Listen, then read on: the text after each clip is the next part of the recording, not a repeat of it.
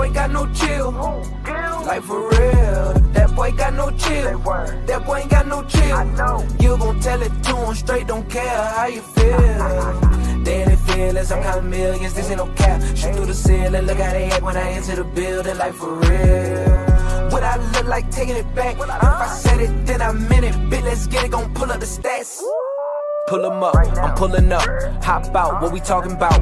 Big dog, don't need clout. When it comes to it, it's no doubt. Whole presence, legend. Control the room when I step in. Got it jumping off the meter. Welcome to Gil's Arena. On fire, no fever. Natural born leader. Official like a referee whistle. Been earn my stripes, no zebra. Hey, let's get it, let's get it. Triple double, you in trouble. Who want a versus? Lace on my sneaks. I do this here on repeat. I can do this in my sleep. You know I ain't lying. I be flying like I'm Zion. I be laughing, haters crying. Podcast doing numbers. Look like I'm handling my business. Always keeping it 100. Who want to smoke? Run it. Cause you talking like you want it. All I know is when it come to this basketball, you better bring that dog, yeah. That boy got no chill. That boy ain't got no chill. That boy got no chill. Like for real. That boy got no chill. That boy ain't got no chill. You gon' tell it to him straight, don't care how you feel. What up, everybody? Welcome back to No Chill. What up? We on the No Chill channel. Gil got me working during my vacation. My bad. What up, chat? What's going down, everybody? Still got me off the security list, so I can't come to the crib, but it's all good. Yeah, man, you're good. How you feeling, Joe? I'm doing all right. Had a little situation this weekend, but feeling fine. What happened, man? Little league drama, but it's all good. People talking crazy, but you know, it's all good. We love the kids. We support the kids. No, I'm not drunk yet. Jesus Christ. give me a couple minutes and I'll get there. What's up, everybody in the chat? How everybody doing? It's been a minute. I know, Gil, you've been gone though, so I can't even. Where I been? You've been working. I've been seeing you doing live streams, battle modes, and I haven't went on vacation. College football journeys. Yeah, I was waiting to go on vacation once they start negotiating that money. that's when you get up out of there. All gravy. But we got a lot of stuff to discuss. We've been off the air, almost a week and a half ago, 2 weeks ago. What's today, Monday? Yeah. We did a show a week from the last Thursday. Was our season 3 series finale. Gil's Arena presented by Underdog. Whoop, whoop. But we back here on the No Chill channel during the summer. So, Gil, we got a lot to stuff that we need to discuss. First and foremost, though, we got to talk about fam. Been a tough year for Elijah. Obviously, had the accident earlier in the year. Grace of God, he has risen. Was back in the mix, but it was reported earlier this week by USC that he underwent surgery. He's expected to miss 6 to 8 months with the knee surgery. So hit you right away when I found out. But just for the people out there, how is Elijah doing? What's going on with all that? And then what's the realistic kind of timeline for him to get back out on the court? Brother, I don't know. I'm just to be honest. One day he was fine. Next day, after he got an MRI, they said he will miss a month and he'll be, ready. And then I guess his mother took him to another doctor. Then overnight it was 8 to 9 months. Damn. And I'm like, for what? Like, what exactly? So they're waiting for the third expert, which is the Bulls doctor, to say what he thinks, to see what's going on and how did it go from a month to 9 with the same doctor. So they're still trying to figure it out, but he hasn't got surgery yet. He's chilling, trying to figure out what the hell's going on with his life. Cool, because I saw him yesterday. He was here yesterday. He was at the Donovan Mitchell. I heard about that. I was gonna pull up to that, but I saw him and Alani over there with Donovan Mitchell. I think Lonzo, Evan Mobley, a bunch of other dudes was up there hanging out. Yeah. So they let Alani play. Oh wow. Yeah, so Alani was out there playing, got him a little bucket on somebody. He had to guard Trae Young. So if you see Trae Young with the heads, he stepped back. Yeah, that's for my 7th grader. So so he out there, running around, being happy. And then when is Elijah supposed to have the surgery and all that stuff? I'm sure I'm a UCLA fan, so they told you made the wrong decision from the jump, but we support him. Obviously, you're a fan, but they said this week supposed to be this week coming up or next week, and then from there, once they get in there, they can see what the meniscus or is it something else. It's on his right leg. They said if they do see any damage, they can't see it on the film. So I don't know where 8 or 9 months came from. Maybe they're just being protective of him, you know, after everything he's went through. Because what they're saying right now is he overtrains. So he doesn't actually understand the concept of let your body rest. So, you know, from when they seen him to the next day when he said his knee was hurting, they didn't realize that he did an hour of bleacher work by himself, running and trying to get in shape. And, you know, they're like, you know, if we tell him, you know, 2 months, you know, he might start back working out now because he's already saying his knee is fine and he's ready to start training again. They're like, nah, we're not going through this. Well, yeah, obviously be cautious with the whole situation. For basketball fans, lovers, obviously, of the arena family around the world, hate to hear that type of news. All the stuff he's been through this year, but he's tough. He's going to figure it out. We know he's going to bounce back better than ever once he's able to get back out there and get everything situated. But got to get him right. We have bigger things in plan. I got a 360 deal for y'all, and I'm still waiting for y'all to sign. Still, this has not impacted that in the slightest. I still have a full faith and belief. But, you know, we talk a lot about just basketball, LA, Lakers. We got to talk about your new favorite player, the world's most favorite Slovenian, Luka Doncic. You know, Luka been on Slovenia training, been off the American food. He's been off all the all that other shit, all that other stuff. Yeah, baby, he's trying to get our country. When I say our, he's trying to get our country, you know, in a situation so they can be in the Olympics, man, in 2028. Salute to Slovenia out there playing with them in the qualifiers. But Luka was on the cover of Men's Health. The issue dropped today. Cover photo. He looking real slim and trim. Did an interview with him as well. Feature story.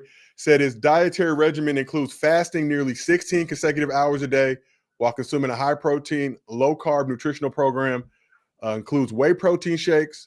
And his workout plan includes weightlifting, resistance band routines, agility, on-court drills. Luka had this to say about his body. He said, just visually, I would say my whole body looks better. And then he also said this summer was just a little bit different. It kind of motivated me to be even better. So, Gil, how do you feel? First, we're talking from the Lakers angle. How do you feel as a Lakers fan to see Luka locked in, trying to get his body right, looking slim out there, looking like he's ready to do some damage in this 25-26 season? Let's just be honest, man. I don't care if you like the Lakers or don't like the Lakers. The fact that he showed you with enough time of rest that Ozempic kicks in quick. Right? He don't got the neck. He don't got the Ozempic neck, Gil. He look traditional workout neck. Right, listen, I heard all the soups and shit, and you know he eat this, he eat that. Cool, right? All it takes is a shot every week, and you like that. So he's willing to do whatever it takes to get down. Now, the fact that he was doing what he was doing while he was fat. Now, I'm just saying. So if you say he was out of shape, like, what do you think about that? What the fuck do you think he about to do to these niggas now? He's about to go ham, right? Facts, right? He's about to just get busy with it. I don't want to hear nothing about no defense, okay? He's not losing weight to play no defense. He lost weight to see if they can play some defense. That's all I'm going to say. We want to see if y'all can play some defense. We just got somebody to play defense. We don't need Luka to play defense. Let him average 39, 9, and 9. He's fine with me. So, Gil, like you pointed out, Luka, not the best version of himself last season, was a little down and out, depressed after the trade. Dallas, the only team he's known in his NBA career, still averaged 28, 8-8, 50 games. I think dealt with the hamstring injury, the calf, whatever it was not looking slim out there. Lakers did finish third in the West, got to playoffs, obviously got eliminated by the Timberwolves. Were working some concerns with Luka's defense in that postseason exit. But you said, fuck it, just straight offense. Let's get these buckets. Best defense is a great offense. I'm just saying, like, what is he getting paid to do? He's getting paid to put that ball in the basket, get rebounds, make everybody better. That's his job. We just got somebody from Boston to do his job. His job is to pick up full court, fake some fouls, do whatever the Marcus Smart does. Just do it here. And that's what he's getting paid. Everybody has a job to do. Yes, we would love for Luka to be able to at least stay in front of his man. But that's what other players are there to do. Everybody got jobs around here. right? So, hey, do your job at the best of your ability. Don't be trying to have my white man play defense also. Slovenia Jesus. There's never been a white man that had to play defense in this NBA. Don't start that shit today. Okay, just because he played for the Lakers, right? Don't start that Luka need to play defense. Dirk didn't have to play no goddamn defense. Jokic didn't have to play no goddamn defense. Bird, I don't know what the fuck Bird was out there doing, but he didn't really have to play no defense. Don't start that shit with my white man. Okay? Don't disrespect. Yeah, don't do that. Do that. Only white people that need to play defense is the ones that's not good at offense. Hello. Slovenia Jesus, Luka Doncic. So we're going to talk Marcus Smart, Lakers offseason moves in a second. But want to now flip this from the Mavs side of things. So when you hear Luka say, I'll read the quote again, this summer was just a little bit different. It kind of motivated me to be even better. You hear Luka saying that as a Mavs fan, so you weren't motivated before to be better? It took Nico trading you to the Lakers to get you motivated, to get your vert back up to 42 inches like they're claiming? Okay, let's just be realistic. He was hurt. Right, he was hurt. He came back out of shape. Right, so forgot he had the calf strain. So when we got him, he was still coming back to playing. So it's not like he got a chance to actually get in shape and get ready for the season. So he kind of missed training camp in the beginning of the season. So yeah, of course he picked on a couple more pounds. Was they saying this the year before when he went all the way to the finals? Right, so that has been a Mavs narrative about Luka, though, that if he wasn't, we talked about it too, if he was in better condition, more active on the defensive side, obviously was getting into it with fans when he's with the Mavs that were questioning his weight, his hustle, his conditioning, not trying to get people ejected from the games and all that type of shit. But now I get it. I see it. I mean, but 34 and 9. You remember my argument when it was like he needs to be at this certain. And I said, he only knows what he sees. He only knows what he's around. You don't know. And when you're in the NBA, you know how to work from your work ethic. And then if you see somebody doing something you've never done before, you would try to pick up those habits. So he's never been in top tier shape because he's never been around someone who is in that level, right? He's never been around Curry to know, you doing this. He's never been around Giannis, right? To know like this is how it's supposed to be. So the first time he got with LeBron, he's seeing LeBron what did he say? I seen LeBron showing up at noon before the game. See, so he is surprised that somebody's at the gym that damn early, and you never know what that next door looks like until you're around somebody who does it and who's in that door to open it up for you. So the fact that he's actually responding in real time to things he learned from LeBron is crazy, because I can tell you this right now, every Michael Jordan fan, you've never seen none of his players become anything that looked like Michael Jordan in the work ethic or any moves. Same thing with Kobe. You didn't see black Mamba, white Mamba, yellow Mamba from anybody else on that team. The only person you've seen get a little tougher was Paul Gasol, which is his best friend. But same thing with anybody, right? You're around these guys, but sometimes you don't absorb their greatness. Kareem Dream, how long was Kareem on the Houston Rockets? Who, Hakeem? Hakeem.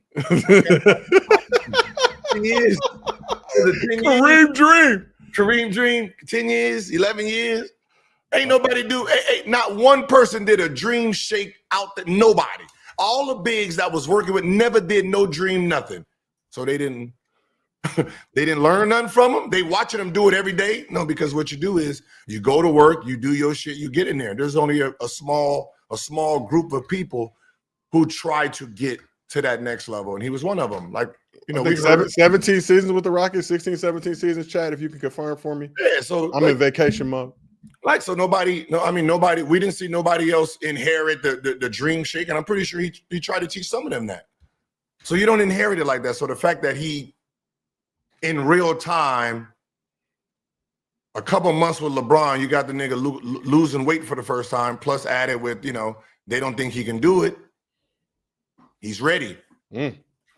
So basically what you're saying, LeBron's championship experience, championship habits, championship ways, his goatness, if you will, I'm a LeBron fan, is rubbing off on Luka Doncic. Luka previously didn't have somebody at LeBron's level to guide him. Luka was the man in Dallas, got to do whatever he wanted, got to eat all the barbecue he wanted after the game, all the lemonade, the jugs of lemonade and sweet tea and everything else we reportedly heard that he was rocking with. Now you get to see LeBron eating the organic tacos on Taco Tuesday. Yeah, no, of course. But listen, if you already got to work like somebody like Sangoon, you already came in the league with that. Jokic came in the league with that. Like that's how that works. Okay. You just enhance it, but you already had the footwork and you already did it. But that's what I'm in real time. I watched, right? I'm watching my players. I'm watching who's working, trying to figure out what lane and what's the best thing to do to get there. So I remember when I came in, I'm watching my teammates, right? They get there at we got practice at 11. They get in there 10:45, 10:50. No stress, just walking in there, laughing and shit like that. That's how practice started. So I didn't see people, taking 300-400 shots and do all this until, Mark Jackson was picking me up and showing me how to work. And then when I heard about, okay, this is what, when I'm hearing like calling people from the Lakers and Kobe does this and like, get the fuck out of here. And then I had to go find out for myself. And then once I seen that, that's when I started doing it. And then I scaled faster. So last thing on the Luka front I want to talk about, Luka will be playing with Slovenia this summer. Repping our country. Repping Eurobasket 2025. They got like 5 or 6 prep games. Mm-hmm. I think 5 group stage games. And if they win or make that through the group stage even more, it's talking about upwards of 11, 12 games this summer. You think good idea, bad idea for Luka to be playing all this basketball, high-level basketball, playing for his country, the great nation of Slovenia. So they're going to bring it to represent their country. Come on. Any issue with Luka playing all these games coming into this pivotal season? What could be LeBron's final year with the Lakers? No. He got our country. He's getting our country right, man. You know what I mean? We need we need our white man to go out there and do what white men do, man. He got to bring us to the Olympics. He got to help us get there. But no, I don't mind Luka playing, getting his rhythm, getting in shape, getting his confidence, right? This is one of those things where he needs it more than, the Lakers do, right? He needs to show that he's back.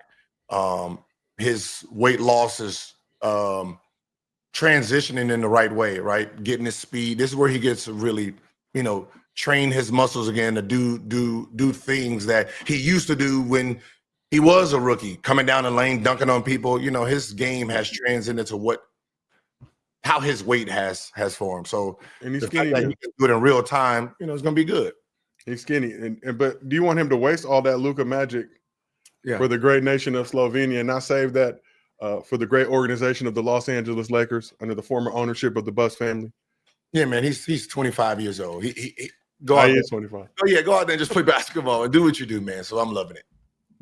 Most definitely. So let's talk Gil versus Rondo. Wait, hold on. Gil versus Rondo to 10 points today or back in the day. Today it's probably Rondo 10-5, depending what type of defense is he playing. Right. Back in the day, 10-0, man. Just like everybody else got that work.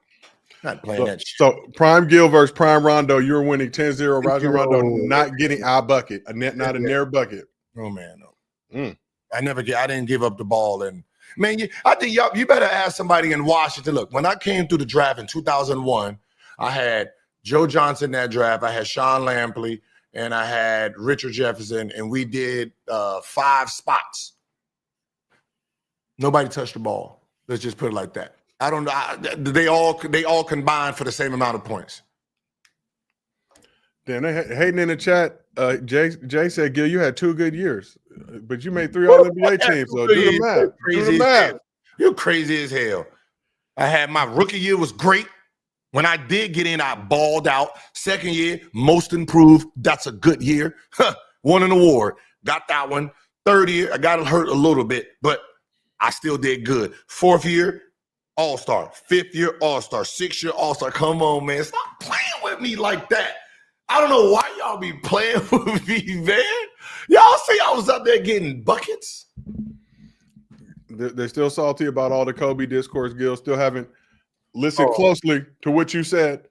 Yeah. Listen close. They don't. Listen, I don't pay attention to them. Made assumptions, insinuated. Oh, hey, listen.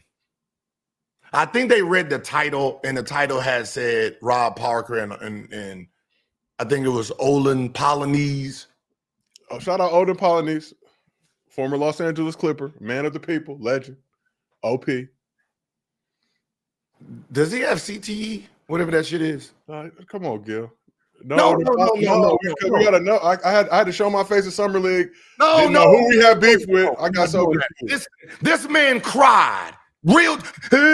He did all that, man. He sounded like Keith Sweat up on the podcast talking about how people was disrespecting Kobe's legacy. He did all that, right? Then he goes on Rob Parker's show, talk about why he's upset with people in their opinion of Kobe being 10 or 11 and all of that, to then get asked, what's your top 5, for this nigga not to have him in his top 5. So he's mad at Tracy McGrady for his opinion that he could win a championship with Shaq. And then he goes a meltdown about that to then be asked, what is your top 5? Don't have Michael Jordan in that bitch. He had John Stockton. No, he didn't, Gil. He had John Stockton in his top 5. And then says, hey, this is my opinion. I don't need to explain my opinion, but you just fucking cried about T-Mac's opinion. That's all that was. Not real, just his opinion. So you crying about his opinion, we supposed to not laugh at yours? The fuck out of here, man. They just say shit. They just be saying, this is why I hate talking opinion, because that's all it is. You don't like my opinion to give your opinion, and then I gotta like yours. This is why they out here wilding, man. This man had John Stockton. Then he said, yeah, I got Kobe 6. He did have Michael Jordan. He just, I don't know who he is. I was just listening like, I'm something like, okay, so the fact that he's mad at everybody and he should have Kobe 1, 2, or 3, and he didn't. And then, but he stood on, this is my opinion, and I don't have to explain my opinion. And I'm like, well, T-Mac's it was just his opinion. That's his opinion. Like, but yeah. And then I wanted to call in and say, hey, but it wasn't like, hey, sir, look, do you know that the biggest hater of Kobe is Rob Parker? That's the fucking weirdest shit ever. Like, the biggest hater of Kobe Bryant is Rob fucking Parker. That is the worst. Like, you know how like Skip Bayless is LeBron James, is Rob Parker hates, and you're on there talking about people who hate. I'm just sitting there like, oh, this is a wild show, man. These people are crazy in real time. That is, but yeah, I was. But my bad, Joe. I'm here. You're making me work on my vacation, so I'm gonna be here as long as it takes. I already know it's gonna be an extended show. You got some shit on your mind, but it's good to be back. Good to get these reps back. Shout out to Odin Polynice. My mom used to be his real estate agent way back in the day when he played with the Clippers. Good man. Used to play up at UCLA with him. Always been good to me. So yeah, whatever beef y'all got. But he did say something, and he didn't explain it, but he said, yeah, he said his criteria. And that's always the biggest takeaway from all of any discussion, right? What is your criteria? Because obviously, we all use a criteria to move people where we want to move them because we don't like somebody's list, right? So we bring out our own criteria of what we think makes a great player, right? No. Is it logical? Never. None of our metrics is logical, because if we tell you exactly what we like and then you run what we like against our list, the list is going to be wrong. So there's only usually 1 or 2 people that we have there that we really are using our criteria for and against. No. So he says something about like having records that can be, taken away. So he says, John Stockton got the assists and the steals record. That's why he's in my top 5. And then I'm thinking about the people who's not in there, and I'm like, well, they got records that's not going to be beat either.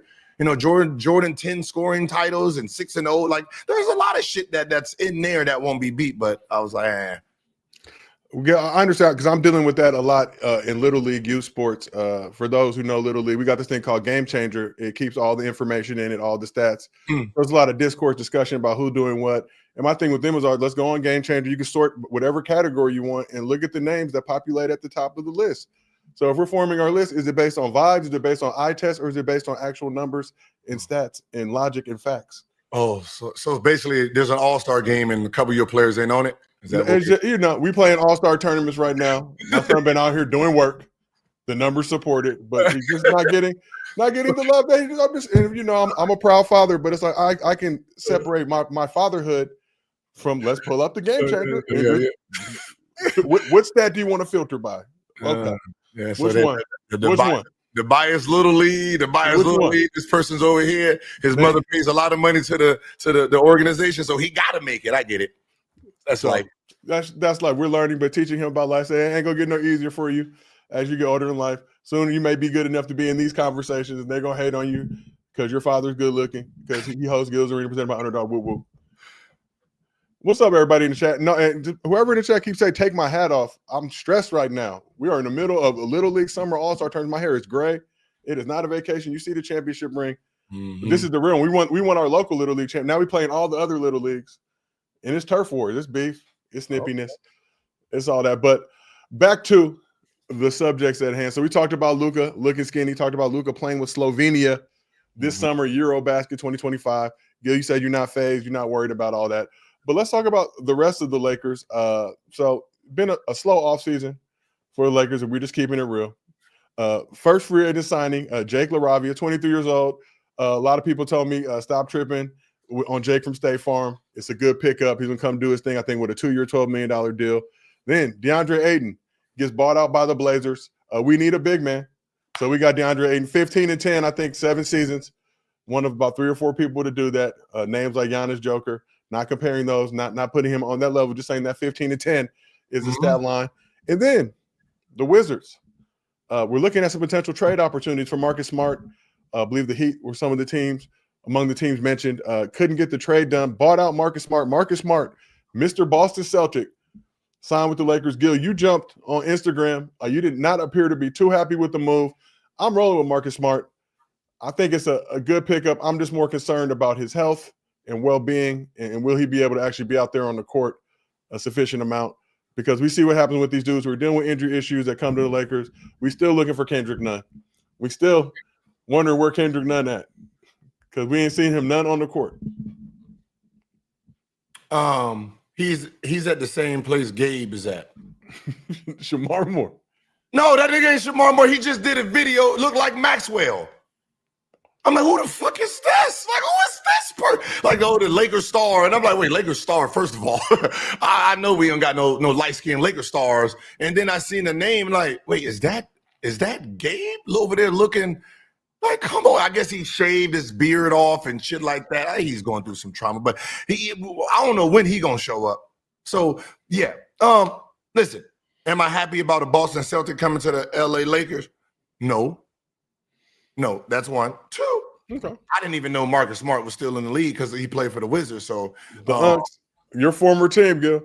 I know, but no, we didn't watch. Nobody watched them. So I'm just up and coming right now. They got a squad. I didn't know he was there to even come to our team. I thought we was looking for like top tier type of talent, but for some reason, we think it's 2021. I think. We think that the 6'2", 6'1.5" shooting guard that can pick up full court, that's not athletic, is what's still popping today. Like, we already got a Bronny James. Yeah, we already got a fucking Van Doe, right? We don't need another one. We don't need another guy who can do the same thing that has no athleticism.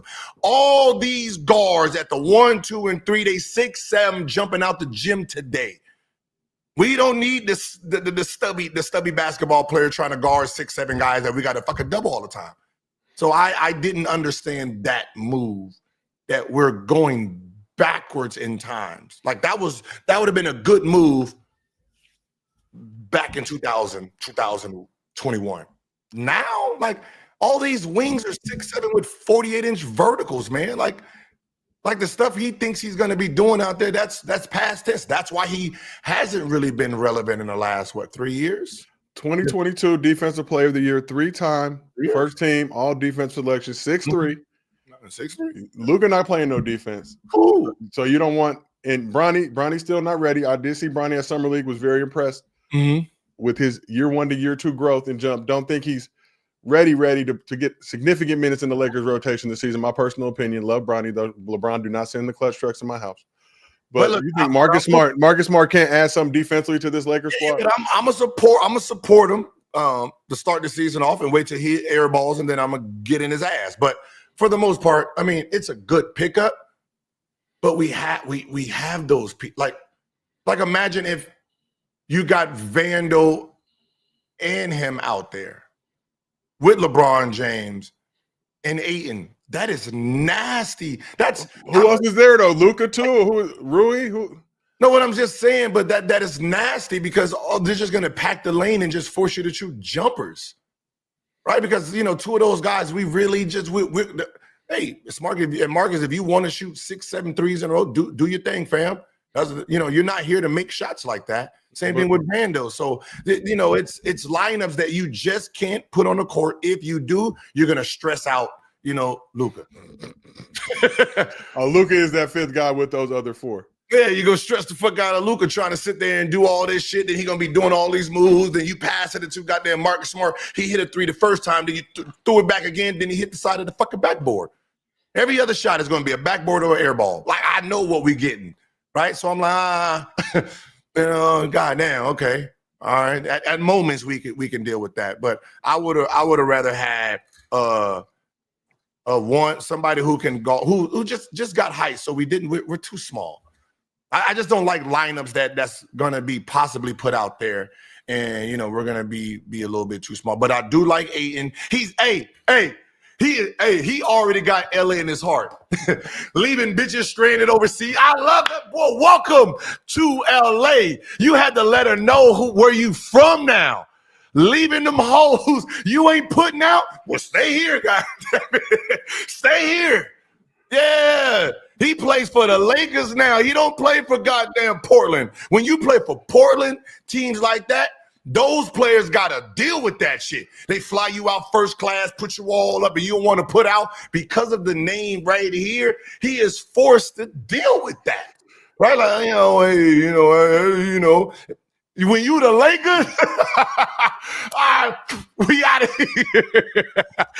When you the Lakers, you got better shit to do in life than sit there and try to beg for some cootie cat. Nah, sit your ass out here. Be stranded. I ain't gonna front. If I am the work, which I'm not, if I get stranded in Turks and Caicos, I'm not really tripping. That's not a necessarily bad place to get stranded. Probably difficult to get back to the States. I don't know how many flights are coming through back to America from Turks and Caicos, but I mean, judging from the bag, the Christian Dior, I hope it's real. I'm looking at some photos. Enough bread. You could scrape enough bread, economy ticket, basic economy, no seat selection. You can't bring a carry-on. Leave your shit in Turks and Caicos and get back to the States. Yeah, man. Listen, when you put on that uniform, man, you got superpowers.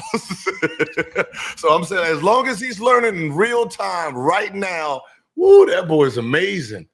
And frankly, if you're getting an all expenses paid vacation to Turks and Caicos, I think there are expectations of what's supposed to go down.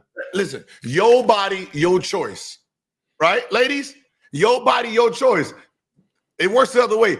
His money, his choice. And he decided, listen, you ain't choosing to do something, he ain't choosing to do something either. Right? Now you got a hook and trick to get your ass back to the States. I want to know how it went down. Like, did she go like to the pool to get a tan or something? Came back, room was just empty. He already dipped. Was he packing and she was aware that she was not getting a flight back? Like, how did he evacuate that situation? Yeah, man. I hate this conversation because both parties are right. Right? Both parties are right. But I think, I think that women, if your intentions is out there to not put out, right? At least say that at the beginning so he knows. Of course, yeah, you ain't gonna get the free trip. You gotta get the Turks and Caicos that way. The free trip to Turks and Caicos, I get it. But now you see what happens when you deceive a man. These niggas is leaving your ass out there. You got to pull that shit against a Wizard, a Detroit Pistons, but you got to be watch out because they crazy over there. But you know, you do that to Portland Trail Blazers. You do that to the kids in Utah. You can do that to some Sacramento kids. Right, he a Laker now. He embraced it. I play for the Lakers. You can fuck around and do that to one of them Clippers too. You'd be like, man, yeah, shut up, man. You the Clippers, man. And then they be like, oh, that's crazy. You got to pull that card. I mean, so you got to know which group you can do that to. If you're going to Turks and Caicos, there's an expectation that you're giving up the Caicos. That's just the Caicos is the key. We're getting the cakes if you go to Turks and Caicos. I'm just being honest. Like I don't travel. Y'all know I don't leave the valley. The farthest I go is the Target over here down the road. I'm gonna just be honest. Listen, if I flew you, first of all, if it was me, we was already smacking before that, right? So that's already. I done tested that kick out 3 days into me and you getting to talking. Now, if I flew you out there and I haven't hit, and you are deciding not to give me none right then and there, for sure, I'm finding something in that city and I'm bringing them to the room and smacking right in front of you. Okay. And then when we get home, I'm smacking one of your friends, right? Then I'm gonna elevate your friends. Yeah, we're gonna be petty all together. Right, I'm smacking while we out there to get you mad. Now you want to leave, and then we get out there, and you tell your little best friend, smacking your best friend, and then I'm gonna treat her better than I was gonna treat you. Buy her all the bags. Now y'all friendship is broken the fuck up. Just saying. Oh, and he just turned 27. His 27. I think DeAndre Ayton's 27th birthday was July 23rd. It's birthday weekend. Oh, we in Turks and Caicos. She tried to pull that on the birthday. She want to give on my birthday. Oh man, that's crazy. She's wilding. Oh, you had to leave her. Yeah. Mm-hmm. And hey, them old Lakers birthday week. Yeah, them birthday weeks. Hey, and look, and just for little Jake from Allstate, I got my eye on you, man. I seen some good things on you, man. So I'm watching. I'm shout out Jake LaRavia. Yeah, because usually our Caucasians we do be getting, they do be low key nice. They low key, they be nice. So look, Rob Pelinka, has betrayed us as Laker fans at times, but has also done a good job at other times. The Lakers' first call when free agency started was to Jake LaRavia, 23 years old, got him from the Kings, and it only cost $12 million. Everybody's on these 2-year deals now across the league. Everybody thinks they're getting Giannis or Joker in 2027. Yeah, everybody says you niggas are tripping. Your ass gonna get Patty Mills. That's about to get Patty Mills saving all that goddamn money. You're gonna get left in Turks and Caicos as well. But look, if you're a free agent, I can tell you this right now. If you're a free agent for 2027, it's gonna be a payday for you because they not gonna be able to get who they want. And they're gonna have so much money that people are gonna get overpaid. But do you look? I'm looking at this year's free agency, and we're gonna talk a little bit about Kuminga, Giddey, Cam Thomas, and all those guys who have yet to get their bread, deserve it. But I just feel like the way that the NBA is structured now, they're not giving out those bags. Like you're either getting super max level bag, or you're signing these janky, nasty boo deals, 2-year $12 million, 2-year $15. Like Draymond said, he had that whole thing on Threads just about how this was like the least exciting free agency he's seen in a long time. This used to be exciting. Who's going to get the bag? Or Trevor Reese just got 2 for 30 from the Suns. This dude just got banned, whatever. Everybody getting blessed. And the longer you wait, obviously, the smaller the pool of bread and you end up shit out of luck. But it seems like from the jump, like Kuminga's shit still, like it should have been a deal by now, right? Or am I tripping? Yeah, man, listen, I told you all that from the beginning, what was going to happen, man. I've been in offices where contracts are being negotiated. I've seen it. I've studied it. So I know when they offer you a certain amount of money and you turn that money down and you don't have no leverage, you become that leverage, right? You know, think about everybody I mentioned. Remember, I mentioned, you know, Sacramento got mad at me because I said they're not paying you. They don't want to pay you that supermax. That city can't afford it. They traded you, right? JJJ, that city can't afford you to make more than Ja Morant. So they don't want you to make something. There you go, right? Kuminga, hey man, look, if you want to start, sign that deal. If you don't sign that deal, they're gonna fuck with your time to devalue you. You're gonna go in the open market. What they offered you is gonna be off the table. What you get in the open market, they're just gonna match. So if you sign in, you know, 60 million, 80 million, 90 million, anything that's under the 120 they was originally willing to pay you, they gonna match it.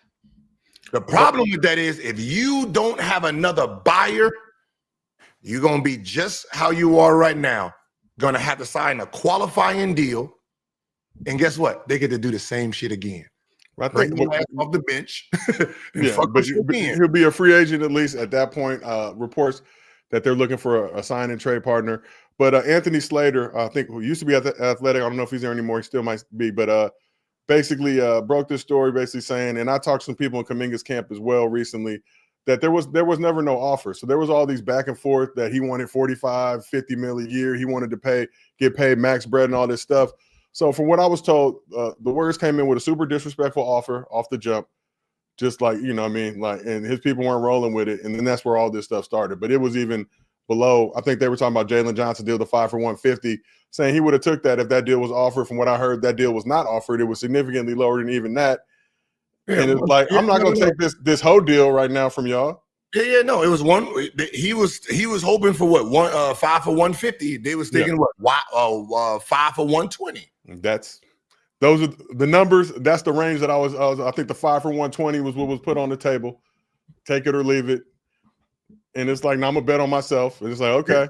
We got the deck, nigga. The game is rigged. You don't have the cards right now. And that's what I said. After I realized, after the start of the season would have started, I would have realized this deck is rigged, and I would have protected my money by signing that deal. Right? I'm gonna sign a deal, 2-year option out for 2027. I would have did something to sign it. And that's why I said, you're gonna have 3 guys open this free agency. The first one to say, I'm willing to take that deal, you gonna be happy. The other 2 gonna be miserable because they're never gonna get that money back. So Giddey, if I'm Giddey right now and they got a 5-year, 95-year, 100, take the deal. I take the deal. Because all that's going to happen is, well, Giddey has more power than them because he's a starter, right? So he can still get his numbers and be attractive next year, right? When you're talking about Kuminga and saying, yo, I'm going to take a $7.9 million qualifying deal, do you really think that they're going to lose an asset for nothing? So I'm going to let you go out there and turn yourself into a max player on my time? Nah. Right? So I'm going to fuck with your time again. Right? So this is the business of basketball that nobody likes to look at. They think everything is all peachy. I average 20. This is what I'm going to get paid. That's not how it always is. But back when you were playing, obviously it's a different time now, different CBA, second apron, all that stuff going on. Back where you were playing, wasn't always, let me look at the comps, right? Here are the comps and here's the bags comparable to whatever I'm putting up. So if I'm putting up whatever, maybe 20 and 5, this is what 25 is getting paid right now. This is how much I feel like I deserve. Kuminga not at that level. I think he averaged like 15 and 5 last season. Getting put in the doghouse. The year before was like 15 and 5. You know, it shot over 50% the first 3 seasons of his career. I think this last season, he was under that for the first time. Yeah, we shot 53% in 23-24. Shot 45%. So you can see he's getting fucked with. Numbers were down across the board. So they're trying to drive the price down. And now at this point, with this second apron, with the way that this free agency has gone, CBA, those bags frankly aren't there. I think it was only a couple of teams who even had bread to get these type of moves made, to get some at that level. And it seems like at this point, and that's why we're talking about too about the Warriors not making a ton of moves. It seems like they're at a standoff right now with this Kuminga deal, trying to get it done. Obviously, it feels like the sign and trade is probably the only real true option at this point to keep both sides happy, because this dude, he's not going to be happy there. You already no. Listen, The second apron is something that it's like anything, right? When something new is coming in, because you don't really understand it, everything is on pause, right? So now you got Boston over there cutting their roster down. You got New York doing what they're doing, right? You got all these people because they don't know how it's going to affect you. All they're doing is just reading language. So that usually that first summer something's coming in, everyone panics. So this is the summer everyone's panicking because they don't know what is to be expected and how do you get penalized in real life. I said it before. I said, if I was an owner, like I'm I would have sold my team too if there's a $10 billion, cash prize out there, because if this is what's going on, how long is this deal for? 4 years, 10 years, 6 years? For what? This new CBA. What are they let me see when this expires. I think they're like every 6 or whatever. Let me see. Because for the next 6 years, literally, I can't win a championship. This is going to be some free-for-all, everyone spread, the winning around type of deal, and I don't like that as an owner. So you're telling me I can't spend my money without being penalized, and I don't like that. Right? If I'm worth, 16, 17 billion, and this nigga over here is worth 2 billion, why are we playing on the same rules? So they can opt out of the agreement. Both league and players union have the option to opt out of the agreement after the 28-29 season. It's supposed to be 7-year deal, 7-year collective bargaining agreement through 29-30. But we're seeing, I guess, off this new, $70-something billion TV deal, like the cap can only raise by 10% every year, right? And the bread is, I think, surpassed that with this new TV deal. But no matter what, the cap can only go up by 10%. So players are gonna start getting salty. But again, it's I don't think anyone, just from listening to owners talk to owners, not the general managers, not fucking media, owner, right? I don't mind paying, right? I don't mind paying 100 million to these players. What I don't want to do is you put this invisible stop sign here, and you say, well, hey, if you pay over this the first time, dollar for dollar. The second time, times it by 2. The third time, times it by 5. Now this $500, this 500 is costing me damn near 25 million for the same player. I don't like that. Yeah, like you're literally trying to steal my money for trying to win. That's the problem with this. You're trying to penalize me for trying to build a team to win. Makes no logical sense.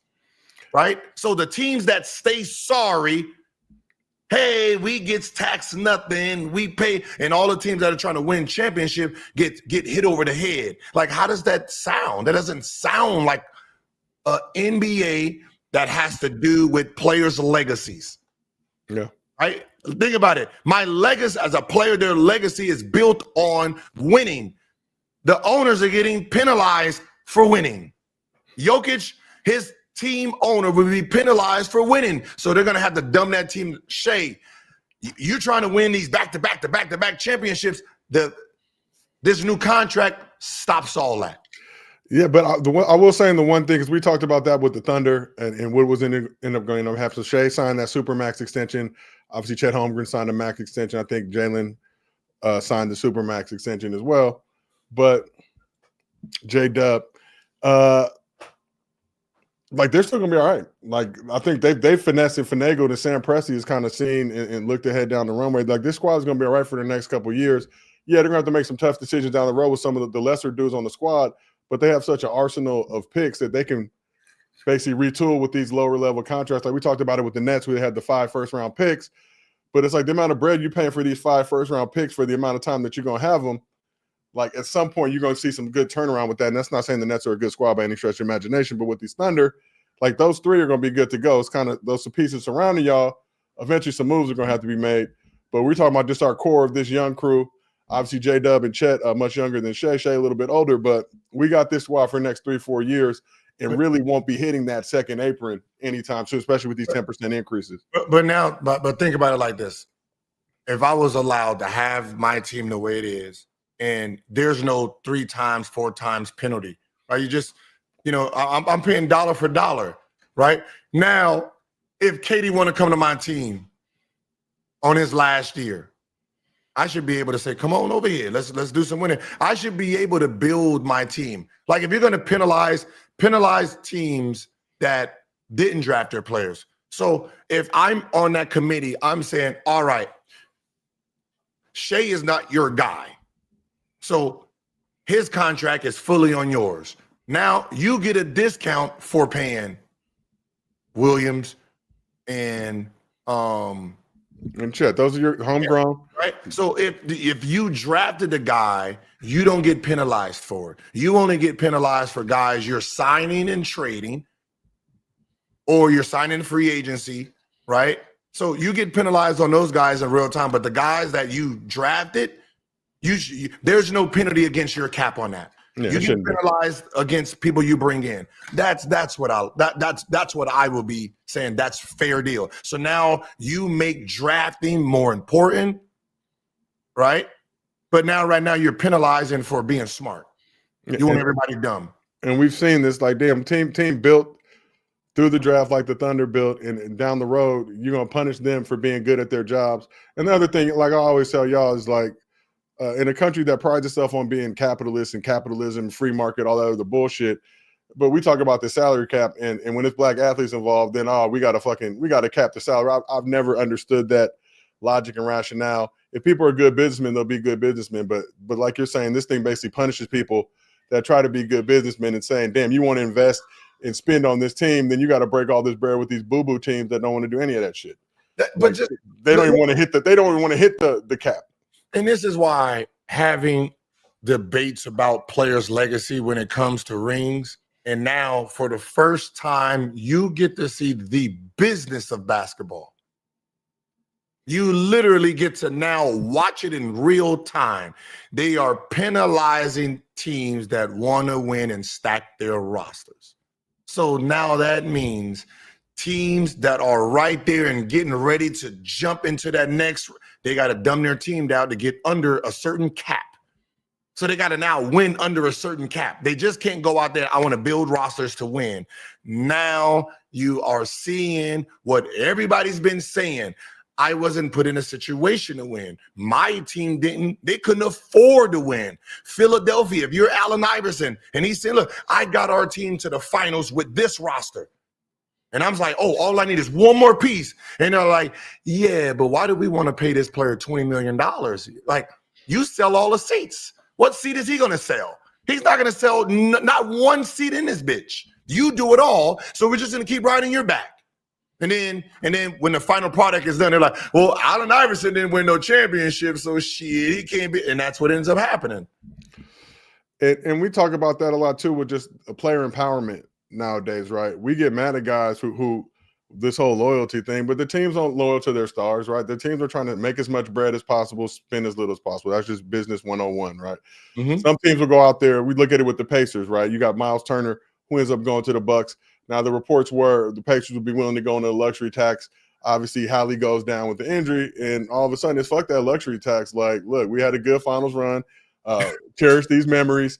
You know, we don't give a fuck. We don't come back for the next 20 years. Like, look, we'll live in this moment for all eternity. But this is just the type of shit that we see. And like you guys always say, and now the player and their legacy is the one who gets burned from it because I don't have enough rings. And that's kind of the whole ring culture versus individual accolades and talents. It's like, shit, look what they gave me to work with. Yeah, and man, I didn't even want to touch this, but listen, I'm gonna just give y'all some, and this is a nugget for you new Kobe fans. This is just a nugget for you new Kobe fans, so you can see who the real enemy was to ring culture.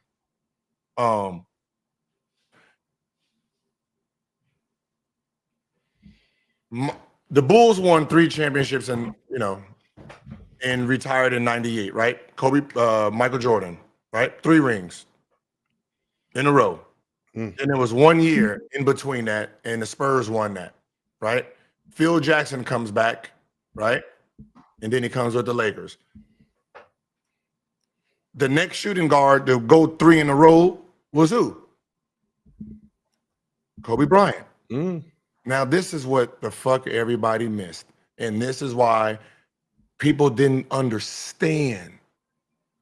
Why was Kobe being called a sidekick? Why was he being called that? Because no one realized who the fuck just came back into the league at that moment in time.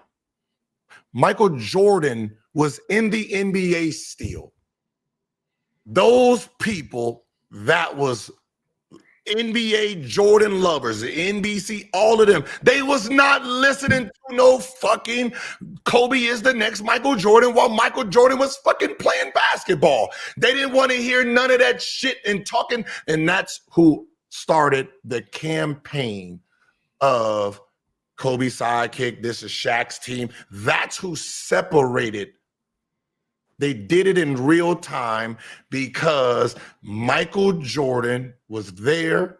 They wasn't going to allow you to say this guy won 3 and he's about to win 4. Remember, he's 22 at the time with 3 rings.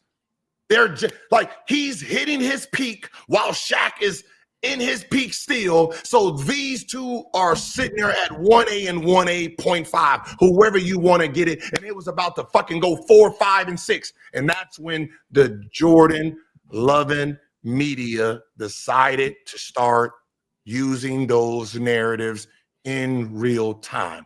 No one before that was ever heard of as number 2 option ring. That wasn't a thing. It wasn't a thing. Like Magic Johnson used to talk about, I got 5 gold rings, I got 3 silvers. You're not gonna take this credit for me getting to the finals and losing. You're not on the same planet as me. You didn't even make it to the finals. You're laughing at number 2. It wasn't a thing. That wasn't a thing until LeBron started winning. Then that became, losers. You're going all the way to the chip and losing. Hey. So they changed the narrative for both of them. How are you people not watching this? There was never no ring culture till 98. Right? Never no ring culture into 1998. Hence why the Kareem fans don't understand how he was never in this conversation. Like, never. No one. Where the fuck is Kareem at? Yeah, the Jordan was all ready to go, and they was like, fuck you, and Magic and Bird. So it's one guy, and then it started. That's why you've never heard of a debate with Kareem, period. That's why his group is arguing. That's why you never heard of, well, Kareem and Magic, they played together. Why they not get penalized for sidekick rings? Because it didn't start until Kobe won his 3. Same reason you never heard about losing, and that was a penalty, until LeBron James.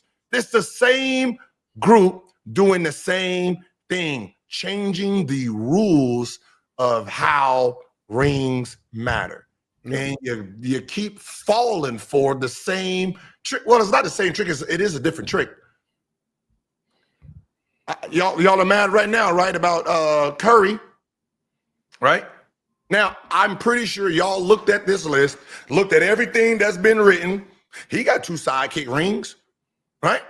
He don't have scoring titles more than Kobe. He don't got this. He don't got that. How is he in front? How is it? Because they changing the rules again. Your niggas is so busy looking at LeBron James. That nigga's 2. What the fuck you still looking over there for? He's 2. He's paying attention to trying to get the Jordan. That's the problem. The Jordan, the Kobe, these Kobe fans is using Jordan logic against LeBron. He's 2 fighting for 1. They're literally putting people in front in real time, and y'all like, yeah, Curry ain't worth it. We still looking at LeBron.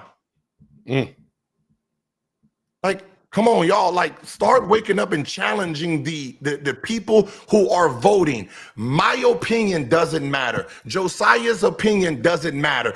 Y'all opinion don't matter, obviously, because you're still crying.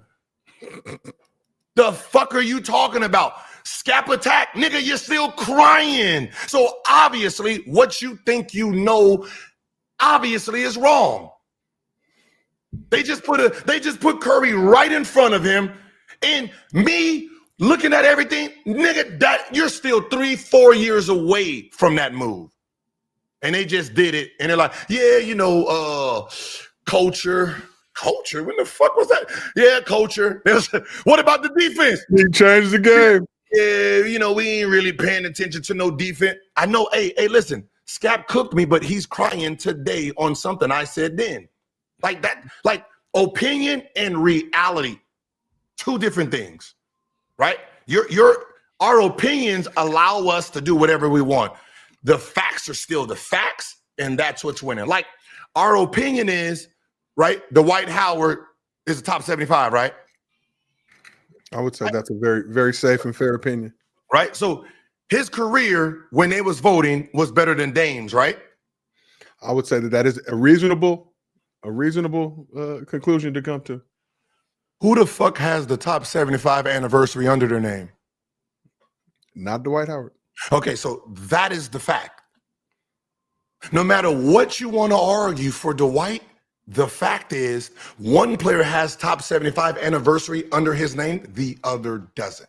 So no matter how you think you're winning this argument, if you're going for Dwight, the person that's sitting there getting beat up with all this information, he gets to finish and says, but you don't have the stamp, period.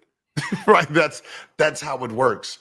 So sometimes you might want to get out your feelings and try to understand the game. Right now, you're running the same race. Kobe fans are looking at LeBron.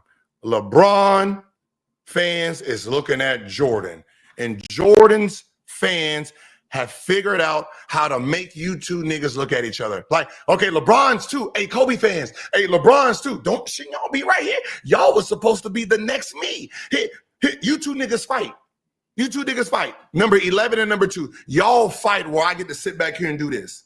And that's all that's happening. Yeah. And y'all haven't figured it out yet. But I think, as people in the chat have said, and we've discussed, at some point, we got to stop allowing the square media. And I know those voters included former players and all that type of stuff. Mm-hmm. But that's been my same argument with MVPs and all defense and all, the postseason awards from the jump.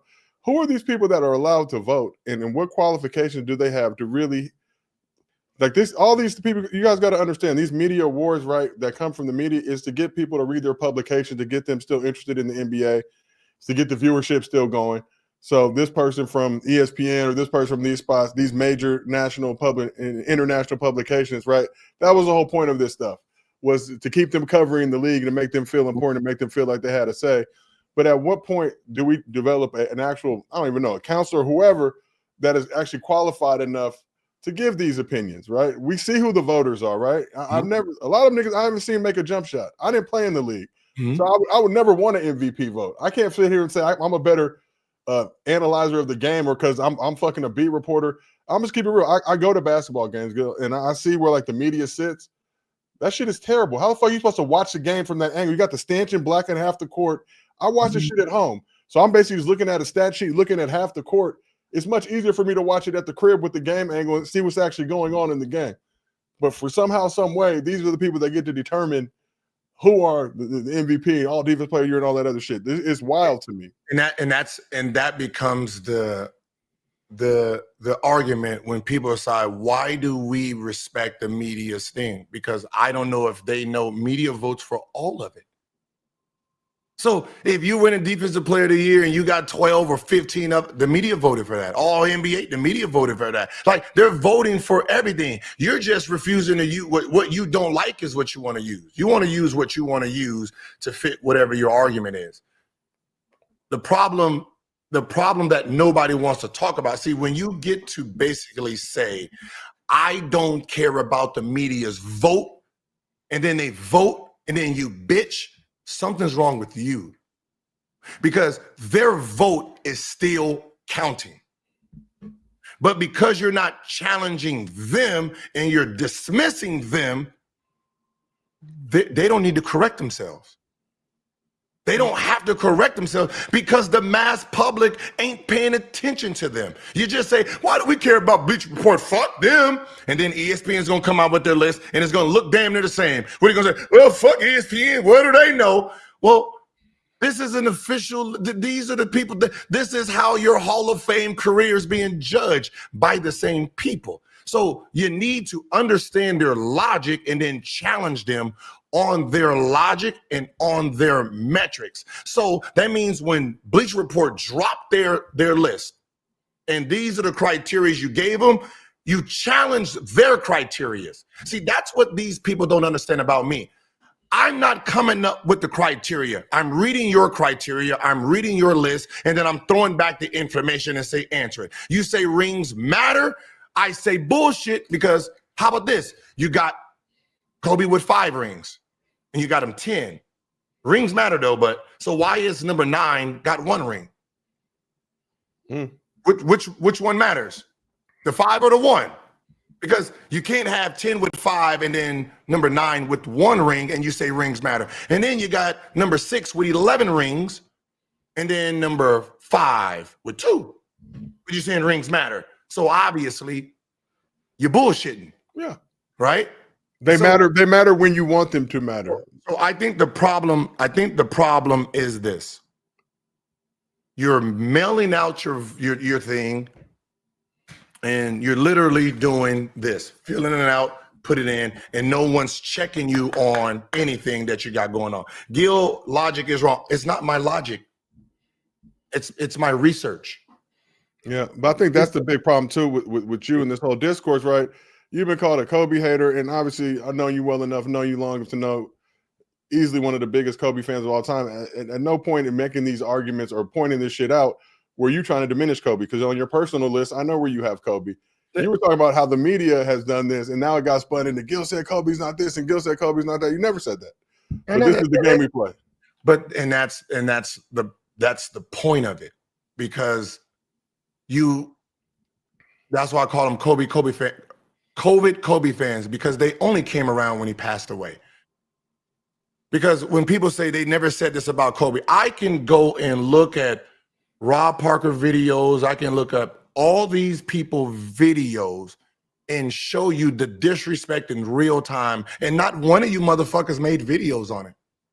Y'all got sensitive when he died, and then that's how that happened. Like, you literally got a nigga named Dreamer Pro who's a Kobe fan today. And y'all sitting there like, yeah, Dreamer Pro, get that LeBron. The nigga was a LeBron fan before Kobe passed. You stupid ass. Like, he was a LeBron James fan 6 years ago. 6 years ago, he was a LeBron. How LeBron's better than Kobe Bryant, and LeBron's better than Kobe Bryant, and this is why LeBron did. He was in there sucking it off, just in there, just smoking Braun Dingaling. And then COVID happened, and he decided he was gonna change size, and y'all accepted it. That's why I say, man, listen, my personal list is my personal list, just like yours is yours. We don't need to argue about that. It's meaningless. We're not gonna change each other's opinion. I go after the media's list and the media's criteria, and then I try to have them make sense of it. Right? You can't say this is it and then it's out of order. Tell me your criteria. I look at it, give me your list, and then I go to see if it makes sense. That's all I do. And then I point out the inconsistencies in your list itself, right? But I don't need to argue about my list, because my list don't make sense, because obviously I don't have nobody from the 80s in that bitch. So you know what I mean? So criteria don't mean. So you say, Gil, what's your criteria? And I name it. Yeah, you're going to start adding in Bill Russell. Yeah, so none of that shit means anything. My list is my list. I don't give a fuck anything about it. But I think the way it needs to be done is this. Whoever the voters are, they get inside of a room together and they discuss the list together. Because I can tell you, I seen something in the list, and I said, that's why Kobe went 18. Fuck what they talking about, right? Fuck what they talking about. Oh, it was culture and all of this. This is what someone did. Did you see where it said the lowest Kobe got voted was 4, and the highest someone had him was 18, right? Did you see that? Yeah. Right. So now you think about that number 18.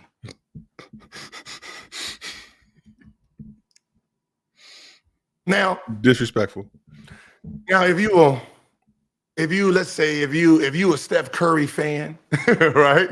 If you a Steph Curry fan, what would you do to push points? It's your vote, right? All they're doing is just tallying up these points, and then where the average is how it works from how it looks. So if I'm a Steph Curry fan, this is what I'll do on my list. Okay, Steph Curry, 1.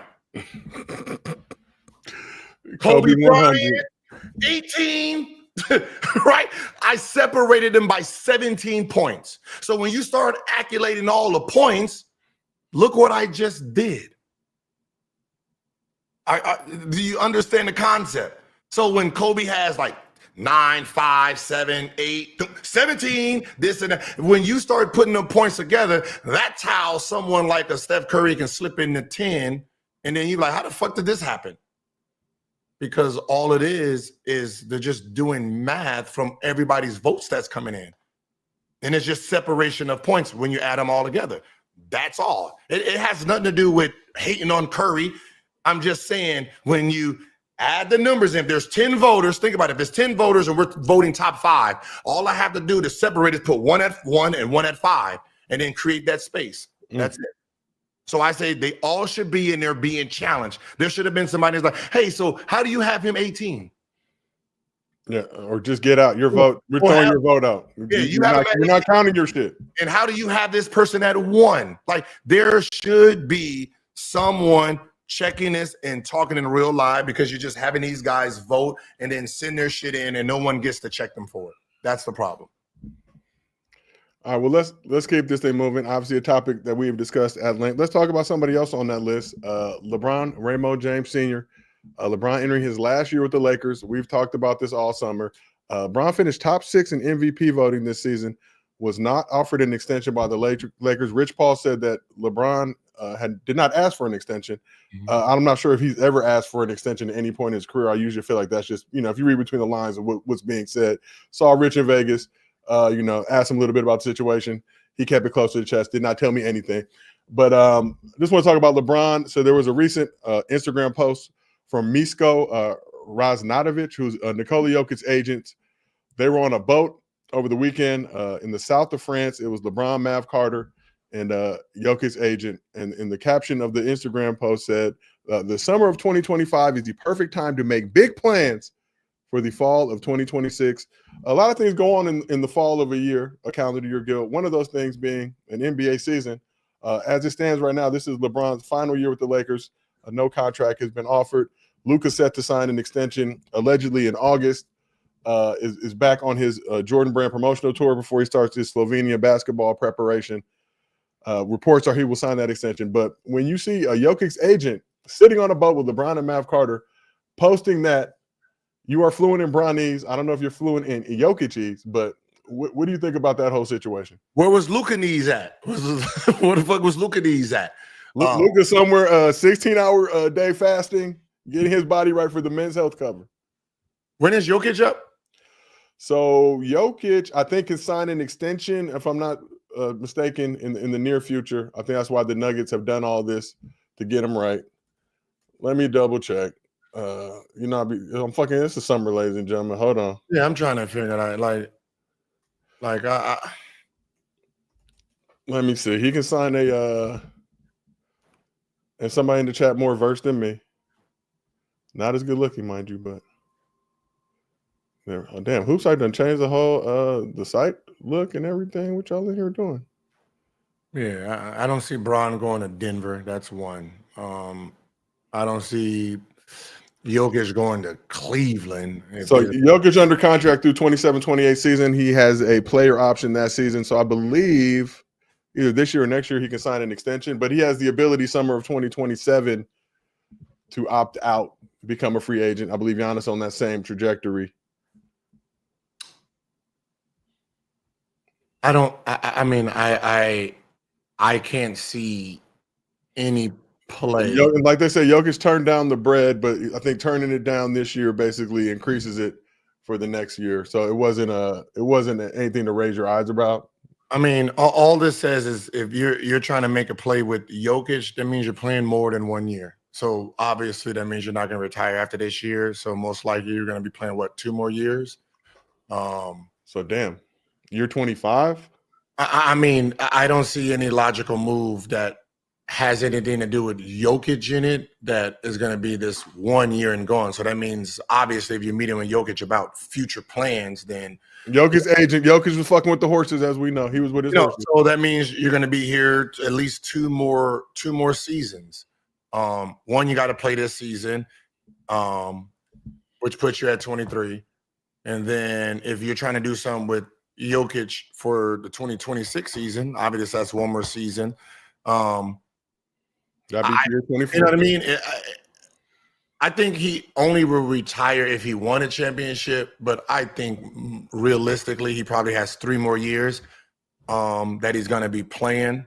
Going back to Cleveland could be a possibility, but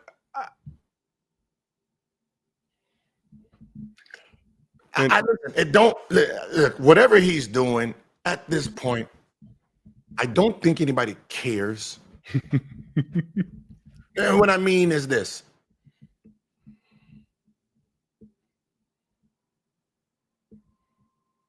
The media's done had LeBron James sitting at number 2 since 2018 is when they put him in front of Kareem.